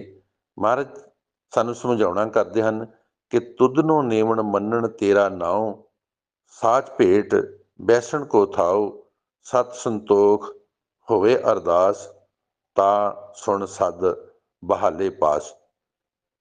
ਰਾਮਕਲੀ ਵਿੱਚ ਮਹਾਰਾਜ ਧੰਨ ਧੰਨ ਸ਼੍ਰੀ ਗੁਰੂ ਨਾਨਕ ਦੇਵ ਜੀ ਮਹਾਰਾਜ ਸਾਨੂੰ ਇਹ ਸਮਝਾਉਣਾ ਕਰਦੇ ਹਨ ਕਿ ਜਿੰਨਾ ਚਿਰ ਤੱਕ ਅਸੀਂ ਤੈਨੂੰ ਮੰਨਦੇ ਹਾਂ, ਤੇਰੇ ਨਾਮ ਨੂੰ, ਜਿੰਨਾ ਚਿਰ ਤੱਕ ਤੇਰੇ ਲਾਗੇ ਬਹਿੰਦੇ ਨਹੀਂ, ਜਿੰਨਾ ਚਿਰ ਤੱਕ ਤੇਰੇ ਨਾਲ ਅੰਤਰ ਧਿਆਨ ਨਹੀਂ ਹੁੰਦੇ, ਤੇਰੇ ਸੰਤੋਖ, ਸੱਤ ਤੇ ਸੰਤੋਖ ਜਿਹੜਾ ਹੈ ਉਹਦੀ ਅਸੀਂ ਅਰਦਾਸ ਨਹੀਂ ਕਰਦੇ, ਉਹਨਾਂ ਚਿਰ ਤੱਕ, ਜਿੰਨਾ ਚਿਰ ਤੱਕ ਤੂੰ ਸਾਨੂੰ ਆਪਣੇ ਨਾਲ ਬਹਾਲ ਕੇ ਸਾਨੂੰ ਸੰਤੋਖ ਤੇ ਸਬਰ ਨਹੀਂ ਦਿੰਦਾ, ਤੂੰ ਉਹਨਾਂ ਚਿਰ ਤੱਕ ਸਾਡਾ ਜਿਹੜਾ ਮਨ ਹੈ ਉਹਦੇ ਨਾਲ ਜੁੜ ਨਹੀਂ ਸਕਦਾ। ਸੰਸਾਰ 'ਚ ਵਿਚਰਦੇ ਆਪਾਂ ਵੇਖਦੇ ਹਾਂ ਕਿ ਸਤਿਗੁਰ ਦੇ ਅਦਬ ਸਤਿਕਾਰ ਅਤੇ ਹੁਕਮ ਮੰਨਣ ਦੇ ਸੰਭਲ ਦੁਆਰਾ ਹੀ ਗੁਰੂ ਦੀ ਪ੍ਰਵਾਨਗੀ ਪ੍ਰਾਪਤ ਹੁੰਦੀ ਹੈ। ਸਤਿਗੁਰੂ ਨਾਨਕ ਪਾਤਸ਼ਾਹ ਜੀ ਦਾ ਫਰਮਾਨ ਹੈ, ਹੁਕਮ ਮੰਨੀਏ ਹੋਵੇ ਪ੍ਰਮਾਣ ਪ੍ਰਵਾਨ, ਤਾਂ ਖਸਮੇ ਕਾ ਮਹਿਲ ਪਾਏ ਸੀ। ਜਦੋਂ ਅਸੀਂ ਉਹਦਾ ਹੁਕਮ ਮੰਨਦੇ ਹਾਂ, ਜਦੋਂ ਅਸੀਂ ਉਹਦੇ ਹੁਕਮ ਵਿੱਚ ਚੱਲਦੇ ਹਾਂ, ਤੇ ਫਿਰ ਹੀ ਸਾਨੂੰ ਉਹ ਖਸਮ ਦਾ ਮਹਿਲ ਜਿਹੜਾ ਹੈ ਉਹਦੀ ਪ੍ਰਾਪਤੀ ਹੁੰਦੀ ਹੈ।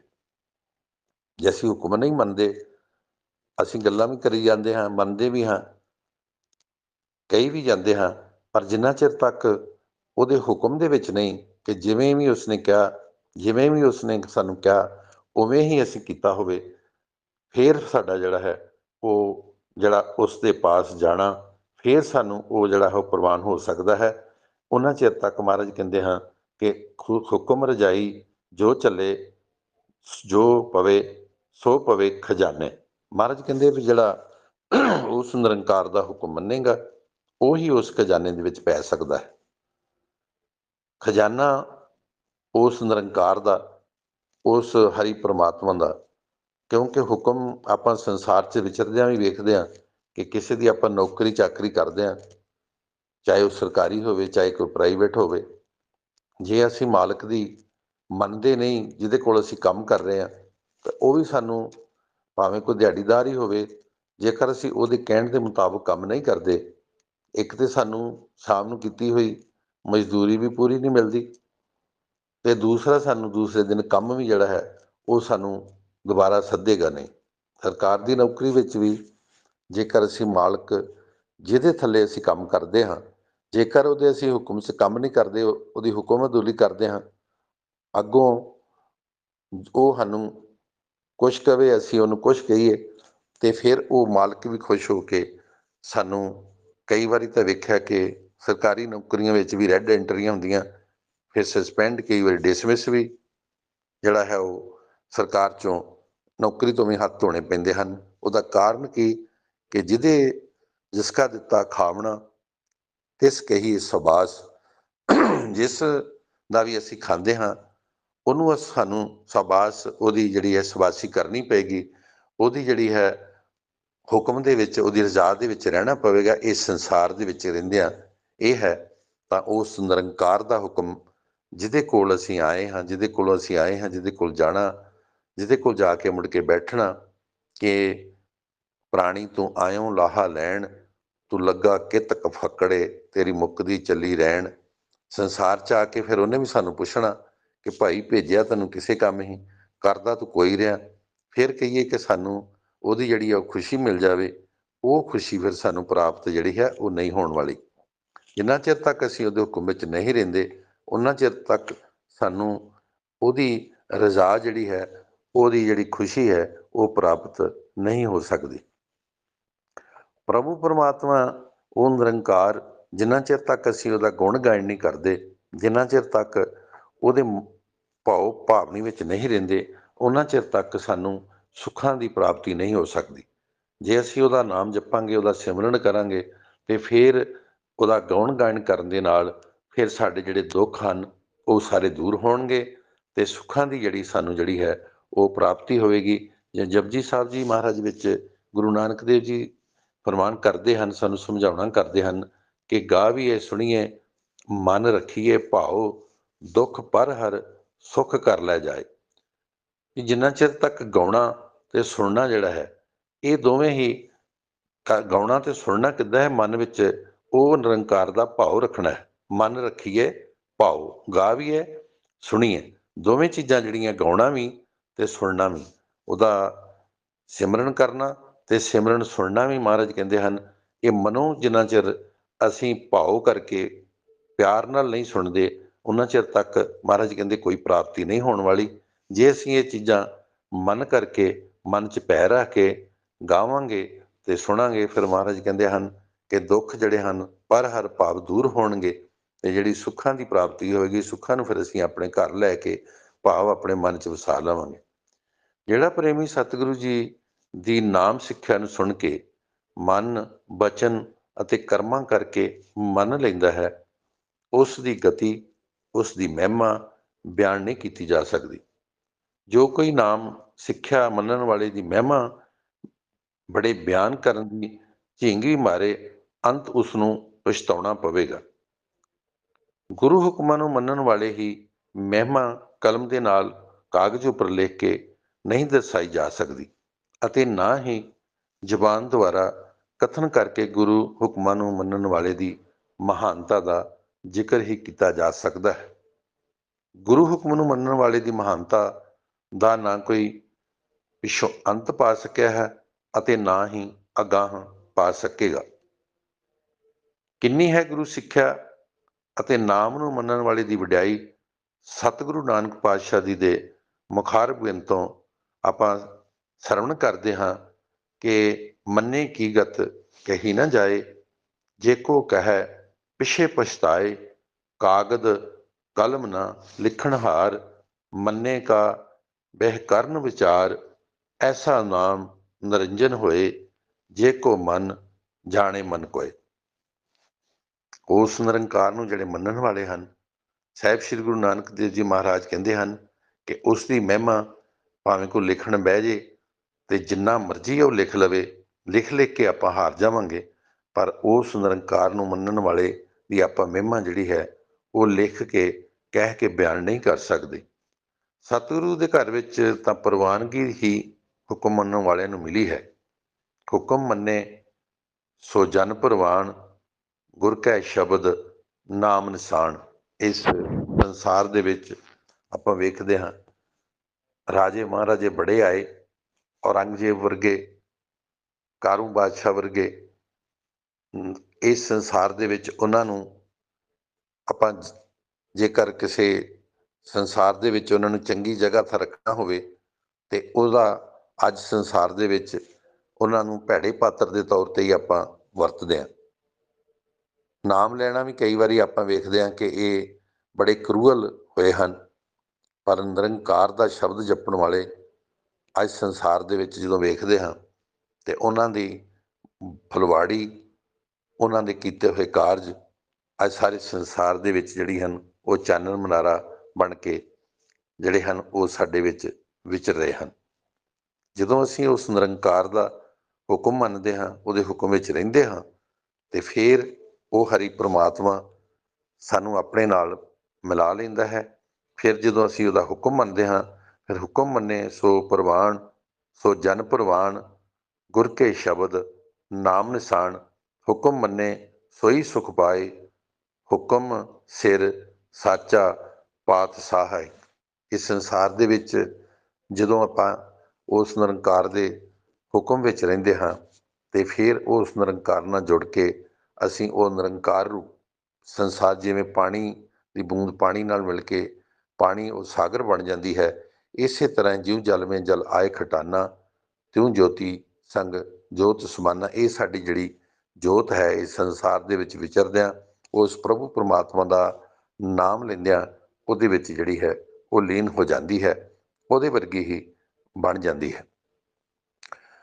ਇਸ ਸਾਹਿਬ ਨੇ ਵਡਿਆਈ ਸਿਰਫ ਇੱਕ ਇਨਸਾਨ ਨੂੰ ਹੀ ਦਿੱਤੀ ਹੈ। ਇਹ ਇਨਸਾਨ ਨੇ ਵੇਖਣਾ ਹੈ ਕਿ ਸੰਸਾਰ ਵਿੱਚ ਵਿਚਰਦਿਆਂ ਉਸ ਪਰਮਾਤਮਾ ਨੂੰ, ਉਸ ਬਾਣੀ ਨੂੰ ਆਪਣਾ ਆਧਾਰ ਬਣਾ ਕੇ ਕਿਵੇਂ ਉਸ ਪ੍ਰਭੂ ਪਰਮਾਤਮਾ ਦੇ ਨਾਲ ਵਿਚਰਨਾ ਹੈ, ਇਸ ਸੰਸਾਰ ਵਿੱਚ ਵਿਚਰਨਾ ਹੈ। ਜੇਕਰ ਅਸੀਂ ਆਪਣੀ ਆਪ ਦੇ ਮਨ ਦੀ ਕਰਦੇ ਹਾਂ ਤੇ ਫਿਰ ਮਨ ਜਿਹੜਾ ਹੈ ਉਹ ਸਾਨੂੰ ਬਹੁਤ ਪਾਸੇ ਲੈ ਕੇ ਜਾਂਦਾ ਹੈ। ਆਪਾਂ ਕੋਈ ਮਨ ਦੀ ਗੱਲ ਕਰਦੇ ਹਾਂ, ਇੱਕ ਪਾਸੇ ਤੇ ਮਨ ਤੂੰ ਜੋਤ ਸਰੂਪ ਹੈ, ਆਪਣਾ ਮੂਲ ਪਛਾਣ। ਜੋ ਮਨ ਦੀ ਗੱਲ ਕਰਦੇ ਹਾਂ ਤੇ ਮਨ ਨੂੰ ਹੀ ਇਹ ਕਿਹਾ ਗਿਆ ਕਿ ਤੂੰ ਆਪਣਾ ਮੂਲ ਪਛਾਣ, ਕਿਉਂਕਿ ਇਹ ਤਾਂ ਹੀ ਕਿਹਾ ਗਿਆ ਕਿ ਮਨ ਜਿਹੜਾ ਹੈ ਸਾਡਾ ਉਹ ਅਸਲੀ ਮੂਲ ਨੂੰ ਪਛਾਣਦਾ ਨਹੀਂ। ਇਸ ਕਰਕੇ ਹੀ ਮਨ ਨੂੰ ਇਹ ਕਿਹਾ ਗਿਆ, ਜੇ ਮਨ ਸਿੱਧੇ ਰਸਤੇ ਚੱਲੇ, ਕਿਉਂਕਿ ਇੱਕ ਮਨ ਇੱਕ ਅਜਿਹਾ ਹੈ ਜਿਹਦੇ ਬਾਰੇ ਗੁਰੂ ਨਾਨਕ ਪਾਤਸ਼ਾਹ ਜੀ ਕਹਿੰਦੇ ਹਨ ਕਿ ਮਨ ਜੀਤੇ ਜਗ ਜੀਤ। ਜੇ ਮਨ ਨੂੰ ਆਪਾਂ ਜਿੱਤ ਲੈਂਦੇ ਹਾਂ ਤੇ ਸਾਰਾ ਸੰਸਾਰ ਜਿੱਤਿਆ ਜਾ ਸਕਦਾ।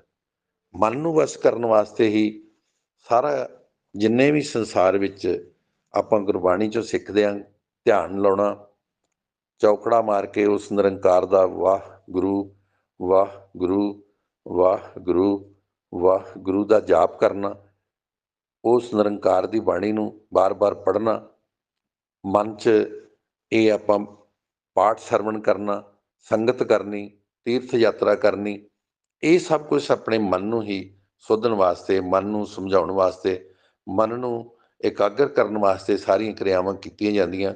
ਜਦੋਂ ਮਨ ਮੰਨ ਗਿਆ ਤੇ ਫਿਰ ਸਾਰਾ ਕੁਛ ਹੀ ਜਿਹੜਾ ਹੈ ਉਹ ਠੀਕ ਹੋ ਜਾਵੇਗਾ।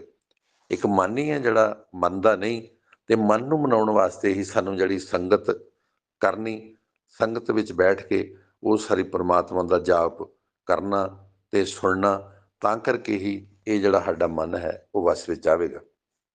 ਸੋ ਮਨ ਦੀ ਉੱਤੇ ਜੇ ਆਪਾਂ ਵੇਖਦੇ ਹਾਂ, ਸੰਸਾਰ 'ਚ ਵਿਚਰਦੇ ਹਾਂ, ਆਪਾਂ ਮਨ ਦੇ ਵਿੱਚ, ਮਨ ਕਰਕੇ ਹੀ ਸਭ ਕੁਛ ਚੰਗੇ ਮਾੜੇ ਕੰਮ ਜਿਹੜੇ ਹਨ ਉਹ ਕਰਦੇ ਹਾਂ। ਮਨ ਨੂੰ ਸਮਝਾਉਣ ਵਾਸਤੇ ਨਿਰੰਕਾਰ ਦੀ ਬਾਣੀ ਸਾਨੂੰ ਇਹ ਸਮਝਾਉਣਾ ਕਰਦੀ ਹੈ ਕਿ ਪ੍ਰਾਣੀ ਤੂੰ ਆਇਓ ਲਾਹਾ ਲੈਣ, ਤੂੰ ਲੱਗਾ ਕਿਤ ਫੱਕੜੇ ਤੇਰੀ ਮੁੱਕਦੀ ਚੱਲੀ ਰਹਿਣ। ਅਸੀਂ ਆਪਣੇ ਹੋਰ ਕੰਮਾਂ ਰੁਝੇਵਿਆਂ ਵਿੱਚ ਪੈ ਕੇ ਤੇ ਆਪਣੀ ਇਸ ਜਿਹੜੀ ਜੀਵਨ ਲੀਲਾ ਹੈ ਉਹਨੂੰ ਖਤਮ ਕਰ ਲੈਂਦੇ ਆ। ਫਿਰ ਸਾਨੂੰ ਅਖੀਰਲੇ ਟਾਈਮ ਤੇ ਜਾ ਕੇ ਪਛਤਾਵਾ ਹੁੰਦਾ ਕਿ ਅਸੀਂ ਇਹ ਕਰਮ ਜੋ ਅਸੀਂ ਸੰਸਾਰ 'ਚ ਵਿਚਰਦਿਆਂ ਕੀਤੇ ਉਹ ਸਾਡੇ ਨਾਲ ਕੋਈ ਜਾਂਦਾ ਨਹੀਂ, ਉਹ ਸਭ ਕੁਛ ਇੱਥੇ ਧਰਿਆ ਧਰਿਆ ਰਹਿੰਦਾ। ਕਿਉਂਕਿ ਸੰਸਾਰ 'ਚ ਵਿਚਰਦਿਆਂ ਜਿੰਨੇ ਵੀ ਸਾਡੇ ਮਾਤ ਪਿਤਾ ਸੁੱਤ ਬੰਧਪ ਇਸ਼ਟ ਮੀਤ ਅਰ ਭਾਈ, ਪੂਰਬ ਜਨਮ ਕੇ ਮਿਲੇ ਸੰਜੋਗੀ, ਅੰਤੇ ਕੋ ਨਾ ਸਾਈ। ਇਸ ਕੁਛ ਵੀ ਜੋ ਵੀ ਹੈ ਇਹ ਸਾਡੇ ਨਾਲ ਜਾਣ ਵਾਲਾ ਨਹੀਂ, ਪਰ ਸਾਡੀ ਸੋਚ ਸਾਡੀ ਜਿਹੜੀ ਸਮਝ ਹੈ ਉਹ ਇਹ ਸਮਝਦੀ ਹੈ ਕਿ ਸਾਰਾ ਕੁਛ ਇਹ ਸਾਡੇ ਨਾਲ ਜਾਣ ਵਾਲਾ ਹੈ। ਅਸੀਂ ਇਹਦੇ ਨਾਲ ਲਪਟ ਕੇ ਇਹਦੇ ਨਾਲ ਚੰਬੜ ਕੇ ਤੇ ਅਸੀਂ ਆਪਣਾ ਜੋ ਉਸ ਸਹੀ ਮਾਰਗ ਨਿਰੰਕਾਰ ਦਾ ਹੈ ਉਹ ਅਸੀਂ ਉਹਦੇ ਉੱਤੇ ਚੱਲਦੇ ਨਹੀਂ।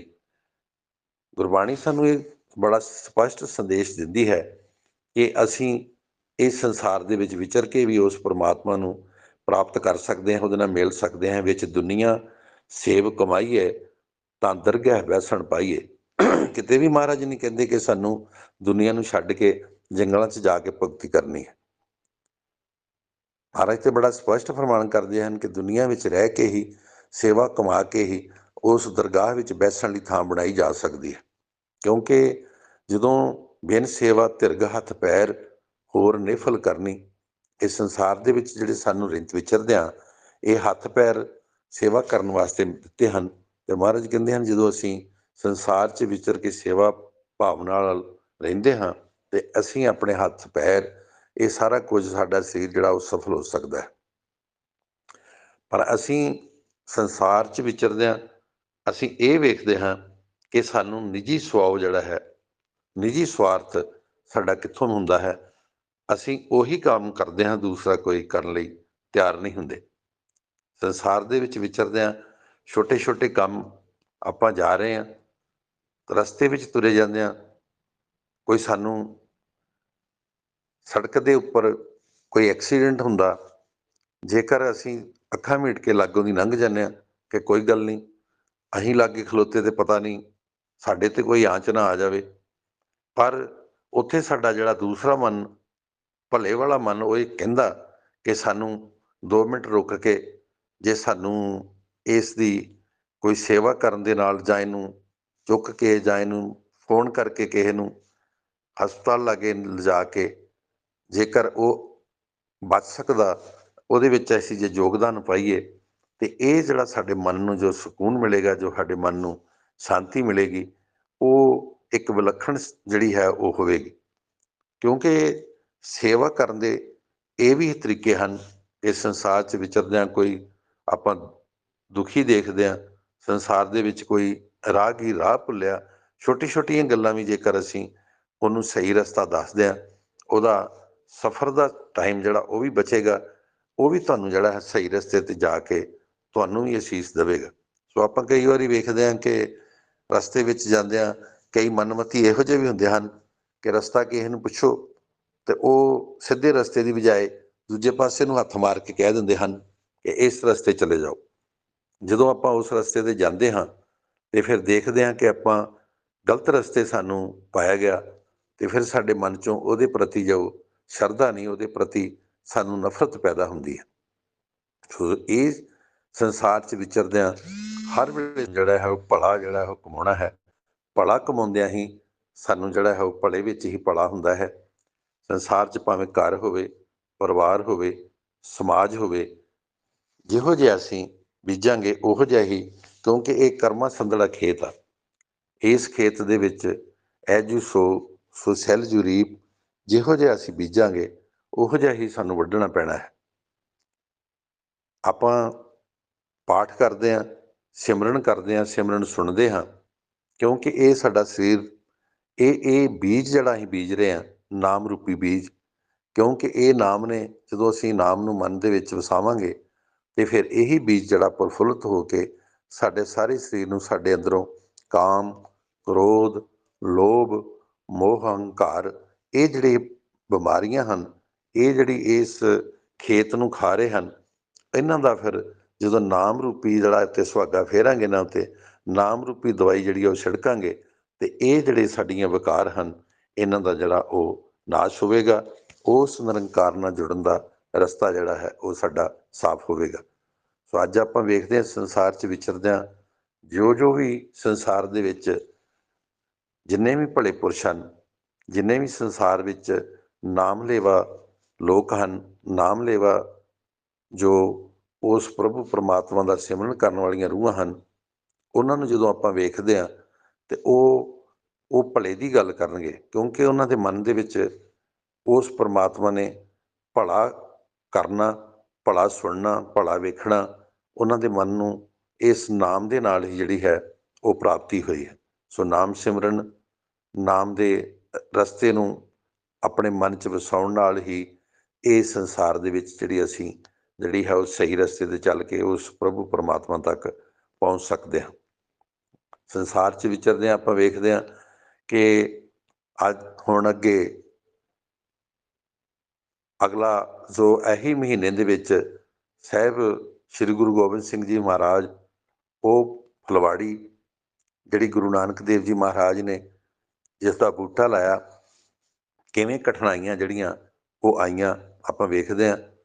ਕਿਵੇਂ ਆਨੰਦਪੁਰ ਸਾਹਿਬ ਦਾ ਕਿਲ੍ਹਾ ਛੱਡਣਾ, ਸਾਹਿਬਜ਼ਾਦਿਆਂ ਦੀ ਸ਼ਹੀਦੀ, ਪਰਿਵਾਰ ਵੱਖਰਾ ਵੱਖਰਾ ਹੋਣਾ, ਇਹ ਸਾਰੇ ਦਿਨ ਅੱਗੇ ਆਉਣ ਵਾਲੇ ਹਨ। ਆਪਾਂ ਵੇਖਦੇ ਹਾਂ ਕਿ ਇਹ ਨਹੀਂ ਕਿ ਨਾਮ ਜਪਣ ਦੇ ਨਾਲ ਕਠਿਨਾਈਆਂ ਨਹੀਂ ਆਈਆਂ।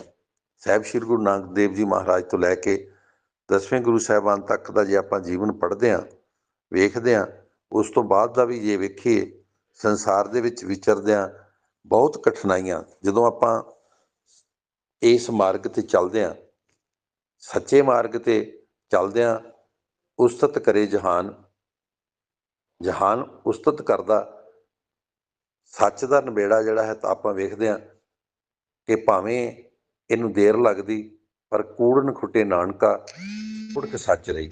ਜਦੋਂ ਅਸੀਂ ਇਸ ਨਿਰੰਕਾਰ ਦੀ ਬਾਣੀ ਨੂੰ ਆਪਣੇ ਮਨ 'ਚ ਵਸਾਉਂਦੇ ਹਾਂ ਤੇ ਸੰਸਾਰ 'ਚ ਵਿਚਰਦੇ ਹਾਂ, ਇਹ ਗੁਰਬਾਣੀ ਸਾਨੂੰ ਸੱਚ ਦੇ ਨਿਬੇੜੇ 'ਤੇ ਲੈ ਕੇ ਉਸ ਨਿਰੰਕਾਰ ਦੇ ਨਾਲ ਜੋੜਨ ਦੀ ਮਦਦ ਕਰਦੀ, ਤੇ ਉਸਦੇ ਨਾਲ ਜੁੜ ਕੇ ਫਿਰ ਸਾਡਾ ਜਿਹੜਾ ਇਹ ਮਨ ਤੇ ਸਰੀਰ ਹੈ, ਜਿਹੜਾ ਤਨ ਤੇ ਮਨ ਦੋਵੇਂ ਜਿਹੜੇ ਹਨ ਉਹ ਸ਼ੁੱਧ ਹੁੰਦੇ ਹਨ, ਪਵਿੱਤਰ ਹੁੰਦੇ ਹਨ ਉਸ ਨਿਰੰਕਾਰ ਦੇ ਨਾਲ ਜੁੜ ਕੇ। ਸੋ ਇਹ ਜੁੜਨ ਵਾਸਤੇ ਸਿੱਖ ਸੰਗਤ ਜਿਹੜੀ ਹੈ ਸਭ ਤੋਂ ਉੱਤਮ ਤੇ ਸ੍ਰੇਸ਼ਟ ਹੈ। ਆਪਾਂ ਸੰਸਾਰ 'ਚ ਵਿਚਰਦਿਆਂ ਇਹ ਵੇਖਦੇ ਹਾਂ ਕਿ ਅੱਜ ਭਾਵੇਂ ਧਾਰਮਿਕ ਰਸਤੇ 'ਤੇ ਚੱਲਦੇ ਹਾਂ, ਆਪਾਂ ਵੇਖਦੇ ਹਾਂ ਬਹੁਤ ਕਠਿਨਾਈਆਂ ਆਉਂਦੀਆਂ ਹਨ। ਗੁਰੂ ਨਾਨਕ ਦੀ ਜੋ ਇਹ ਬਾਣੀ ਹੈ, ਗੁਰੂ ਨਾਨਕ ਦਾ ਜੋ ਇਹ ਉਪਦੇਸ਼ ਹੈ, ਇਹ ਅੱਜ ਸਾਰੇ ਸੰਸਾਰ ਦੇ ਵਿੱਚ ਜਦੋਂ ਇਹ ਚਾਨਣ ਮਨਾਰਾ ਬਣ ਕੇ ਸਾਰੇ ਸੰਸਾਰ ਨੂੰ ਜੋ ਉਪਦੇਸ਼ ਦੇ ਰਿਹਾ, ਤੇ ਇਹ ਇੱਕ ਦਿਨ ਅਜਿਹਾ ਆਪਾਂ ਵੇਖਾਂਗੇ ਕਿ ਜੋ ਵੀ ਪੂਰਾ ਸੰਸਾਰ ਹੈ, ਜਿਵੇਂ ਗੁਰੂ ਨਾਨਕ ਜੀ ਮਹਾਰਾਜ ਜੀ ਨੇ ਕਿਹਾ ਕਿ ਸਭੇ ਸਾਂਝੀ ਵਾਲ ਸਦਾਇਣ, ਦਿਸੇ ਨਾ ਕੋਈ ਬਾਹਰਾ ਜੀਓ, ਇਹ ਕੇਵਲ ਤੇ ਕੇਵਲ ਗੁਰੂ ਨਾਨਕ ਦੀ ਬਾਣੀ ਕਹਿ ਸਕਦੀ ਹੈ।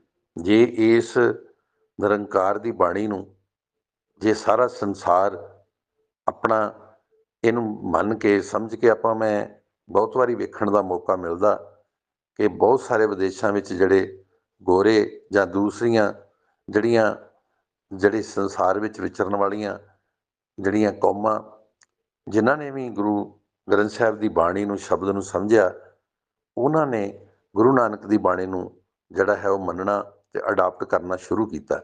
ਕਿਉਂ ਕਿ ਉਸ ਨਿਰੰਕਾਰ ਦਾ ਜੋ ਸ਼ਬਦ ਹੈ, ਇਹ ਬਾਣੀ ਹੈ, ਉਹ ਸਾਰਿਆਂ ਵਾਸਤੇ ਉਪਦੇਸ਼ ਜਿਹੜਾ ਉਹ ਸਾਰਿਆਂ ਨੂੰ ਇਹ ਸਾਂਝਾ ਹੈ।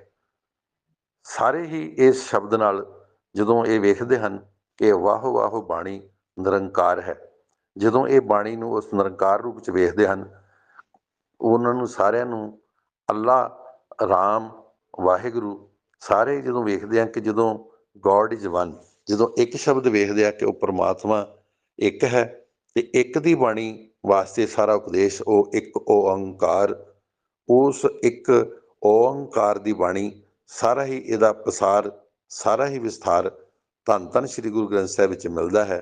ਕਿ ਉਸ ਨਿਰੰਕਾਰ ਦੀ ਉਸ ਇੱਕ ਓਅੰਕਾਰ ਤੋਂ ਸ਼ੁਰੂ ਕਰਕੇ 18 10 20 ਤੱਕ 1430 ਅੰਗ ਜਿੰਨੇ ਵੀ ਹਨ, ਉਸ ਨਿਰੰਕਾਰ ਦੀ, ਉਸ ਗਾਡ ਦੀ, ਉਸ ਪਰਮਾਤਮਾ ਦੀ ਸਿਫਤ ਸਲਾਹ ਵਾਸਤੇ ਦਿੱਤੇ ਗਏ ਹਨ, ਕੀਤੇ ਗਏ ਹਨ, ਦਰਜ ਕੀਤੇ ਗਏ ਹਨ। ਜਦੋਂ ਇਹ ਸਮਝ ਲੈਂਦੇ ਹਨ ਜਿਹੜੇ ਲੋਕ, ਉਹਨਾਂ ਦੇ ਮਨ ਵਿੱਚ ਇਹ ਸਤਿਕਾਰ ਹੁੰਦਾ ਹੈ ਕਿ ਧੰਨ ਧੰਨ ਸ਼੍ਰੀ ਗੁਰੂ ਗ੍ਰੰਥ ਸਾਹਿਬ ਜੀ ਮਹਾਰਾਜ ਸਾਰਿਆਂ ਦਾ ਗੁਰੂ ਹੈ। ਕਿਉਂਕਿ ਗੁਰੂ ਗ੍ਰੰਥ ਸਾਹਿਬ ਜੀ ਮਹਾਰਾਜ ਵਿੱਚ ਸਾਰੇ ਧਰਮਾਂ ਦੀ ਬਾਣੀ ਹੈ, ਸਾਰੀਆਂ ਭਾਸ਼ਾਵਾਂ ਜੋ ਜੋ ਭਾਸ਼ਾ ਦੇ ਵਿੱਚ ਭਗਤਾਂ ਨੇ ਬਾਣੀ ਉਚਾਰਨ ਕੀਤੀ, ਉਹਦੇ ਵਿੱਚ ਹੀ ਉਹ ਬਾਣੀ ਜਿਹੜੀ ਹੈ, ਉਸੇ ਬਾਣੀ 'ਚ ਉਸੇ ਹੀ ਭਾਸ਼ਾ, ਉਸੇ ਲਿਪੀ ਵਿੱਚ ਹੀ ਗੁਰੂ ਗ੍ਰੰਥ ਸਾਹਿਬ 'ਚ ਗੁਰੂ ਮਹਾਰਾਜ ਨੇ ਦਰਜ ਕੀਤੀ, ਤਾਂ ਕਿ ਉਹਨੂੰ ਸਮਝਣ ਵਿੱਚ ਜਿਹੜੀ ਹੈ ਉਹ ਕੋਈ ਦਿੱਕਤ ਮਹਿਸੂਸ ਨਾ ਹੋਵੇ। ਅੱਜ ਆਪਾਂ ਇਸੇ ਕਰਕੇ ਹੀ ਧੰਨ ਧੰਨ ਸ਼੍ਰੀ ਗੁਰੂ ਗ੍ਰੰਥ ਸਾਹਿਬ ਜੀ ਮਹਾਰਾਜ ਨੂੰ ਸਰਬ ਸਾਂਝਾ ਗੁਰੂ ਮੰਨਦੇ ਹਾਂ, ਸਾਰਾ ਸੰਸਾਰ ਮੰਨ ਰਿਹਾ ਹੈ। ਸੋ ਲੋੜ ਹੈ ਅੱਜ ਸਾਨੂੰ ਸਾਰਿਆਂ ਨੂੰ ਬਾਣੀ ਦੇ ਸਤਿਕਾਰ ਵਜੋਂ, ਜਿੱਥੇ ਜਿੱਥੇ ਵੀ ਆਪਾਂ, ਸਾਡਾ ਵਾਸਾ ਹੈ, ਜਿੱਥੇ ਜਿੱਥੇ ਵੀ ਸਾਨੂੰ ਉਸ ਪਰਮਾਤਮਾ ਨੇ ਰੋਟੀ ਰੋਜੀ ਕਰਕੇ ਬਿਠਾਇਆ ਹੈ, ਆਪਾਂ ਸਾਰੇ ਉਸ ਨਿਰੰਕਾਰ ਦੀ ਬਖਸ਼ੀ ਹੋਈ ਇਸ ਬਾਣੀ ਨੂੰ ਆਪਾਂ ਸਾਰੇ ਸਤਿਕਾਰ ਵਜੋਂ, ਜਿੱਥੇ ਵੀ ਮਹਾਰਾਜ ਜੀ ਦਾ ਪ੍ਰਕਾਸ਼ ਹੁੰਦਾ, ਸਤਿਕਾਰ ਵਜੋਂ ਆਪਾਂ ਉਹਨਾਂ ਨੂੰ ਸੰਗਤ ਨੂੰ, ਤੇ ਆਪਾਂ ਸਾਰੇ ਬਾਣੀ ਦੇ ਸਤਿਕਾਰ ਵਜੋਂ ਸੰਗਤ ਨੂੰ ਜਿਹੜਾ ਹੈ ਉਹ ਸਮਝਾਉਣ ਦੀ ਕੋਸ਼ਿਸ਼ ਕਰੀਏ।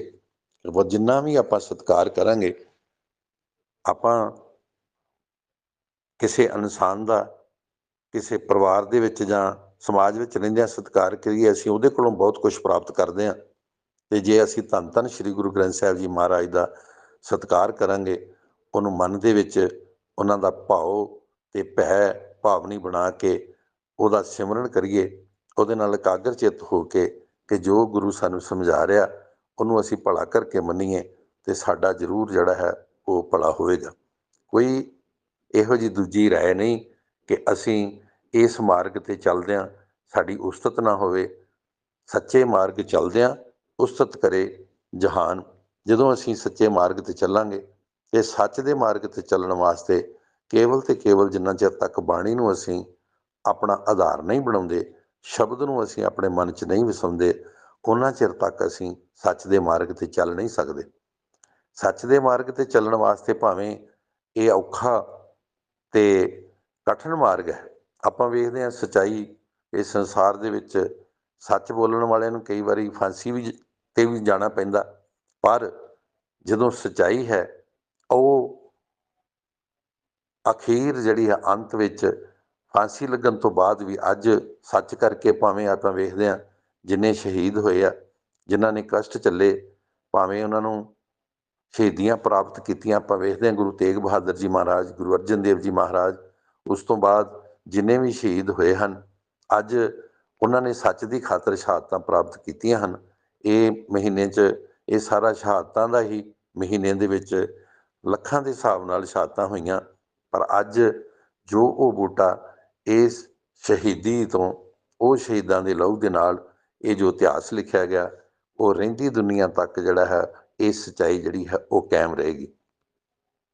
ਤਾਂ ਉਹ ਕਾਰਨ ਕਿ ਸਿਰਫ ਇਹ ਹੀ ਕਿ ਜੇ ਸੱਚਾਈ 'ਤੇ ਨਾ ਚੱਲਦੇ ਤੇ ਅੱਜ ਸੰਸਾਰ ਜਿਹੜਾ ਸੀਗਾ ਉਹਦੀ ਦਸ਼ਾ ਤੇ ਦਿਸ਼ਾ ਜਿਹੜੀ ਉਹ ਹੋਰ ਹੀ ਹੁੰਦੀ। ਸੱਚ ਤੋਂ ਪਰੇ ਹਟ ਕੇ ਔਰੰਗਜ਼ੇਬ ਨੇ ਕੀਤਾ ਇੱਥੇ ਅੱਜ ਮੈਂ ਵੇਖਦਾ ਕਿ ਉਹਦਾ ਇਸ ਹਿੰਦੁਸਤਾਨ ਦੇ ਵਿੱਚ ਕੋਈ ਨਾਂ ਲੈਣ ਵਾਲਾ ਨਹੀਂ, ਪਰ ਜਿਹੜੇ ਸੱਚ ਦੇ ਮਾਰਗ 'ਤੇ ਚੱਲੇ, ਧੰਨ ਧੰਨ ਸਾਹਿਬ ਸ਼੍ਰੀ ਗੁਰੂ ਗੋਬਿੰਦ ਸਿੰਘ ਜੀ ਮਹਾਰਾਜ, ਉਹਨਾਂ ਦਾ ਇਹ ਪਰਿਵਾਰ, ਇਹ ਫੁਲਵਾੜੀ ਜਿਹੜੀ ਸਿੱਖ ਧਰਮ ਸੰਸਾਰ ਦੇ ਵਿੱਚ ਅੱਜ ਚੱਲ ਰਿਹਾ, ਉਹਦੇ ਵਿੱਚ ਜਦੋਂ ਆਪਾਂ ਵੇਖਦੇ ਹਾਂ ਕਿ ਉਹਨਾਂ ਦੀ ਲਾਈ ਹੋਈ ਇਹ ਬਗੀਚੀ ਅੱਜ ਪੂਰੇ ਹਿੰਦੁਸਤਾਨ ਕੀ ਪੂਰੀ ਦੁਨੀਆ ਦੇ ਵਿੱਚ ਜਿਹੜੀ ਹੈ ਉਹ ਖੁਸ਼ਬੂ ਦੇ ਰਹੀ ਹੈ। ਆਪਾਂ ਵੀ ਸਾਰੇ ਅੱਜ ਇਹ ਜੋ ਉਪਰਾਲਾ ਭਾਈ ਰਾਜ ਕੁਮਾਰ ਜੀ, ਜੋ ਸਾਡੇ ਬਹੁਤ ਹੀ ਸਤਿਕਾਰਯੋਗ, ਜੋ ਅੱਜ ਸਰੀਰ ਕਰਕੇ ਸਾਡੇ ਵਿੱਚ ਨਹੀਂ ਹਨ, ਜੋ ਉਹਨਾਂ ਨੇ ਧੰਨ ਧੰਨ ਸ਼੍ਰੀ ਗੁਰੂ ਗ੍ਰੰਥ ਸਾਹਿਬ ਜੀ ਮਹਾਰਾਜ ਜੋ ਬਾਣੀ ਦਾ ਪ੍ਰਕਾਸ਼ ਕਰਕੇ ਆਪਣੇ ਕਰ ਕਮਲਾਂ ਦੇ ਨਾਲ ਗੁਰਦੁਆਰਾ ਰੋੜੀਆਂ ਹੁਸ਼ਿਆਰਪੁਰ ਵਿੱਚ ਜੋ ਪਰਉਪਕਾਰ ਕਮਾਇਆ, ਅੱਜ ਹਜ਼ਾਰਾਂ ਦੀ ਗਿਣਤੀ ਵਿੱਚ, ਲੱਖਾਂ ਦੀ ਗਿਣਤੀ ਵਿੱਚ ਪੜ੍ਹ ਕੇ, ਸੁਣ ਕੇ ਉਸ ਨਿਰੰਕਾਰ ਦੀ ਬਾਣੀ ਨੂੰ, ਉਸ ਐਪ ਰਾਹੀਂ ਜਿੰਨੀਆਂ ਵੀ ਸੰਗਤਾਂ ਇਹ ਰੱਬ ਵਰਗੀਆਂ ਰੂਹਾਂ ਜੁੜੀਆਂ ਹੋਈਆਂ ਹਨ, ਉਹ ਵੱਖ-ਵੱਖ ਆਪਣੇ ਉਪਦੇਸ਼ ਦੇ, ਗੁਰੂ ਦੇ ਉਪਦੇਸ਼ ਨਾਲ ਆਪਣੀ ਸੋਝੀ ਤੇ ਸਮਝ ਦੇ ਮੁਤਾਬਕ ਜੋ ਵੀ ਉਹਨਾਂ ਨੂੰ ਗਿਆਨ ਉਸ ਨਿਰੰਕਾਰ ਨੇ ਬਖਸ਼ਿਆ, ਉਹਦੇ ਨਾਲ ਸੰਗਤਾਂ ਨੂੰ ਨਿਹਾਲ ਕਰਦੇ ਹਨ। ਸੋਝੀ ਬਖਸ਼ਣ ਜਿੰਨੀਆਂ ਵੀ ਸੰਗਤਾਂ ਧੰਨ ਧੰਨ ਸਾਹਿਬ ਸ੍ਰੀ ਗੁਰੂ ਗ੍ਰੰਥ ਸਾਹਿਬ ਜੀ ਮਹਾਰਾਜ ਨਾਲ ਜੁੜੀਆਂ ਹਨ, ਗੁਰਦੁਆਰਾ ਸ੍ਰੀ ਜੋ ਇੱਕ ਓਂਕਾਰ ਸੇਵਾ ਘਰ ਰੋੜੀਆਂ ਹੁਸ਼ਿਆਰਪੁਰ ਨਾਲ ਜੁੜੀਆਂ ਹਨ, ਇਸ ਐਪ ਦੇ ਰਾਹੀਂ ਸਾਰਿਆਂ ਨੂੰ ਹੀ ਉਸ ਪਰਮਾਤਮਾ ਵੱਲੋਂ ਮੈਂ ਅਰਦਾਸ ਕਰਦਾ ਹਾਂ ਕਿ ਵੱਧ ਤੋਂ ਵੱਧ ਖੁਸ਼ੀਆਂ ਪ੍ਰਾਪਤ ਹੋਣ। ਸਾਰੀਆਂ ਹੀ ਸੰਗਤਾਂ ਜਿਹੜੀਆਂ ਉਸ ਨਿਰੰਕਾਰ ਦੇ ਉਪਦੇਸ਼ ਨੂੰ ਅਪਣਾ ਕੇ ਆਪਣੇ ਮਨ ਵਿੱਚ ਬਿਠਾ ਕੇ ਉਸ ਨਿਰੰਕਾਰ ਨਾਲ ਜੁੜਨਾ ਕਰਨ। ਸਾਰਿਆਂ ਹੀ ਪਰਿਵਾਰਾਂ ਦੇ ਵਿੱਚ ਪਰਮਾਤਮਾ ਵਾਹਿਗੁਰੂ ਨਿਰੰਕਾਰ ਖੁਸ਼ੀਆਂ ਤੇ ਖੇੜੇ ਬਖਸ਼ਣ। ਇਹੀ ਸਾਡਾ ਜਿਹੜਾ ਹੈ ਜ਼ਿੰਦਗੀ ਦਾ ਲਾਹਾ ਹੈ ਕਿ ਜਿੰਨਾ ਚਿਰ ਤੱਕ ਅਸੀਂ ਉਸ ਨਿਰੰਕਾਰ ਨੂੰ ਆਪਣੇ ਮਨ ਵਿੱਚ ਵਸਾਉਂਦੇ ਨਹੀਂ, ਉਸ ਨਿਰੰਕਾਰ ਦੀ ਬਾਣੀ ਨੂੰ ਆਪਣਾ ਆਧਾਰ ਨਹੀਂ ਬਣਾਉਂਦੇ, ਉਤਨੀ ਦੇਰ ਤੱਕ ਸਾਨੂੰ ਉਸ ਪ੍ਰਭੂ ਪਰਮਾਤਮਾ ਨਾਲ ਪਹੁੰਚਣਾ ਜਿਹੜਾ ਹੈ ਉਹ ਮੁਸ਼ਕਲ ਹੋਵੇਗਾ। ਤੇ ਉਹਨਾਂ ਦਾ ਦਿੱਤਾ ਹੋਇਆ ਉਪਦੇਸ਼ ਸਾਨੂੰ ਵਾਹਿਗੁਰੂ ਵਾਹਿਗੁਰੂ ਵਾਹਿਗੁਰੂ ਵਾਹਿਗੁਰੂ ਵਾਹਿਗੁਰੂ ਵਾਹਿਗੁਰੂ ਵਾਹਿਗੁਰੂ ਵਾਹਿਗੁਰੂ ਦਾ ਜਿੰਨਾ ਵੀ ਸਾਨੂੰ ਜਾਪ ਹੋ ਸਕੇ, ਉਸ ਵਾਹਿਗੁਰੂ ਦਾ ਜਾਪ ਕਰਨਾ, ਉਸ ਪਰਮਾਤਮਾ ਦੇ ਨਾਲ ਮਿਲਣ ਦਾ ਇਹੀ ਇੱਕ ਤਰੀਕਾ ਹੈ। ਆਪਣੇ ਮਨ ਨੂੰ, ਆਪਣੇ ਤਨ ਨੂੰ ਪਵਿੱਤਰ ਕਰਨ ਵਾਸਤੇ ਉਸ ਨਿਰੰਕਾਰ ਦੀ ਬਾਣੀ ਨੂੰ ਆਪਣੇ ਮਨ 'ਚ ਵਸਾਈਏ। ਇੰਨੇ ਹੀ ਸ਼ਬਦਾਂ ਦੇ ਨਾਲ ਜੋ ਬਚਨ ਕਰਦਿਆਂ, ਇਸ ਨਿਰੰਕਾਰ ਦੀ ਸਿਫਤ ਸਲਾਹ ਕਰਦਿਆਂ, ਸੰਗਤਾਂ ਦੇ ਰੂਬਰੂ ਹੁੰਦਿਆਂ ਅਨੇਕਾਂ ਪ੍ਰਕਾਰ ਦੀਆਂ ਗਲਤੀਆਂ ਤਰੁੱਟੀਆਂ ਹੋਈਆਂ ਹੋਣਗੀਆਂ, ਅਣਜਾਣ ਸਮਝ ਕੇ ਮਾਫ ਕਰਨਾ, ਕਿਉਂਕਿ ਮੈਂ ਕੋਈ ਕਥਾਵਾਚਕ ਨਹੀਂ ਹਾਂ। ਕਿਉਂਕਿ ਗੁਰੂ ਦੀ ਦਿੱਤੀ ਹੋਈ ਜੋ ਬਾਣੀ ਹੈ, ਗੁਰੂ ਦਾ ਦਿੱਤਾ ਹੋਇਆ ਉਪਦੇਸ਼, ਉਹਨੂੰ ਹੀ ਜਿਹੜਾ ਹੈ ਉਹ ਆਪ ਸੰਗਤਾਂ ਤੱਕ ਪਹੁੰਚਾਉਣ ਦੀ ਨਿਮਾਣਾ ਜਾਂ ਯਤਨ ਕੀਤਾ ਹੈ। ਸੋ ਆਪ ਆਸ ਕਰਦਾ ਹਾਂ ਕਿ ਉਸ ਨਿਰੰਕਾਰ ਨੂੰ ਆਪਣੇ ਮਨ 'ਚ ਵਸਾ ਕੇ ਉਸ ਵਾਹਿਗੁਰੂ ਦਾ ਜਾਪ ਕਰਕੇ ਆਪਾਂ ਸਾਰੇ ਆਪਣਾ ਜੀਵਨ ਸਫਲਾ ਕਰੀਏ। ਇੱਕ ਵਾਰੀ ਫੇਰ ਸਾਰੀਆਂ ਸੰਗਤਾਂ ਕੋਲੋਂ ਖਿਮਾ ਦਾ ਜਾਚਕ ਹੁੰਦਾ ਹੈ ਫਤਿਹ ਅਰਜ ਕਰਦਾ। ਵਾਹਿਗੁਰੂ ਜੀ ਕਾ ਖਾਲਸਾ, ਵਾਹਿਗੁਰੂ ਜੀ ਕੀ ਫਤਿਹ। ਬੋਲ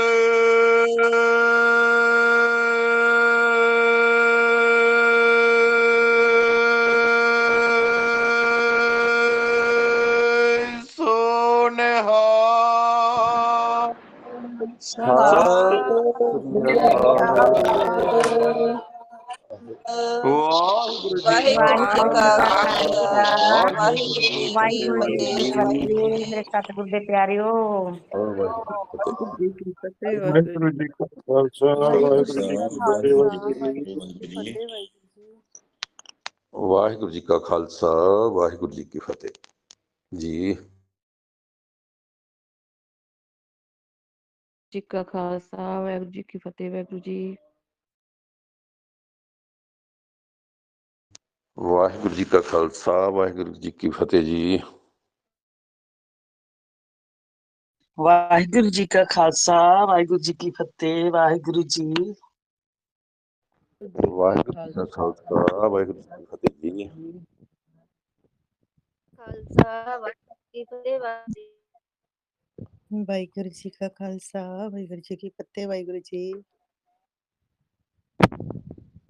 ਵਾਹਿਗੁਰੂ ਜੀ ਕਾ ਖਾਲਸਾ, ਵਾਹਿਗੁਰੂ ਜੀ ਕੀ ਫਤਿਹ ਜੀ।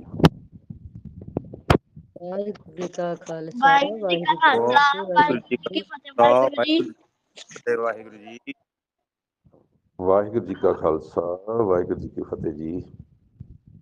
ਵਾਹਿਗੁਰੂ ਜੀ ਕਾ ਖਾਲਸਾ, ਵਾਹਿਗੁਰੂ ਜੀ ਕੀ ਫਤਿਹ। ਵਾਹਿਗੁਰੂ ਜੀ ਕਾ ਖਾਲਸਾ, ਵਾਹਿਗੁਰੂ ਜੀ ਕੀ ਫਤਿਹ। ਵਾਹਿਗੁਰੂ ਜੀ ਕਾ ਖਾਲਸਾ, ਵਾਹਿਗੁਰੂ ਜੀ ਵਾਹਿਗੁਰੂ ਜੀ ਕੀ ਫਤਿਹ। ਵਾਹਿਗੁਰੂ ਜੀ, ਵਾਹਿਗੁਰੂ ਜੀ ਕਾ ਖਾਲਸਾ, ਵਾਹਿਗੁਰੂ ਜੀ ਕੀ ਫਤਿਹ ਜੀ। ਵਾਹਿਗੁਰੂ ਜੀ ਕਾ ਖਾਲਸਾ, ਵਾਹਿਗੁਰੂ ਜੀ ਕਾ ਵਾਹਿਗੁਰੂ ਖਾਲਸਾ, ਵਾਹਿਗੁਰੂ ਜੀ ਕੀ ਫਤਿਹ। ਵਾਹਿਗੁਰੂ ਜੀ, ਵਾਹਿਗੁਰੂ ਜੀ ਕੀ ਫਤਿਹ। ਵਾਹਿਗੁਰੂ ਜੀ, ਜੀ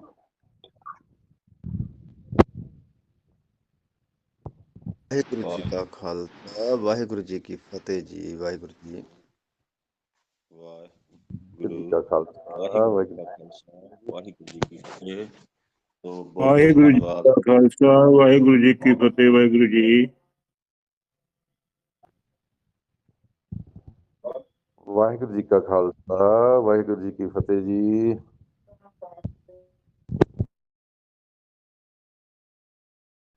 ਹਾਂਜੀ, ਗੁਰਮੁਖ ਪਿਆਰੋ, ਜਿਨ੍ਹਾਂ ਗੁਰਮੁਖ ਪਿਆਰਿਆਂ ਨੇ ਫਤਿਹ ਦੀ ਸਾਂਝ ਨਹੀਂ ਪਾਈ ਹੈ ਉਹ ਗੁਰਮੁਖ ਪਿਆਰੇ ਫਤਿਹ ਸਾਂਝ ਪਾ ਸਕਦੇ ਹਨ। ਗੁਰਮੁਖ ਪਿਆਰਿਓ, ਵਾਹਿਗੁਰੂ ਜੀ ਕਾ ਖਾਲਸਾ ਵਾਹਿਗੁਰੂ ਜੀ ਕੀ ਫਤਿਹ। ਗੁਰਮੁਖ ਵਾਹਿਗੁਰੂ ਜੀ। ਵਾਹਿਗੁਰੂ ਜੀ ਕਾ ਖਾਲਸਾ ਵਾਹਿਗੁਰੂ ਜੀ ਕੀ ਫਤਿਹ। ਵਾਹਿਗੁਰੂ ਜੀ ਕਾ ਖਾਲਸਾ ਵਾਹਿਗੁਰੂ ਜੀ ਕੀ ਫਤਿਹ। ਵਾਹਿਗੁਰੂ ਜੀ ਵਾਹਿਗੁਰੂ ਜੀ ਕਾ ਖਾਲਸਾ ਵਾਹਿਗੁਰੂ ਜੀ ਕੀ ਫਤਿਹ। ਵਾਹਿਗੁਰੂ ਜੀ। ਵਾਹਿਗੁਰੂ ਜੀ ਕਾ ਖਾਲਸਾ ਵਾਹਿਗੁਰੂ ਜੀ ਕੀ ਫਤਿਹ। ਵਾਹਿਗੁਰੂ ਜੀ।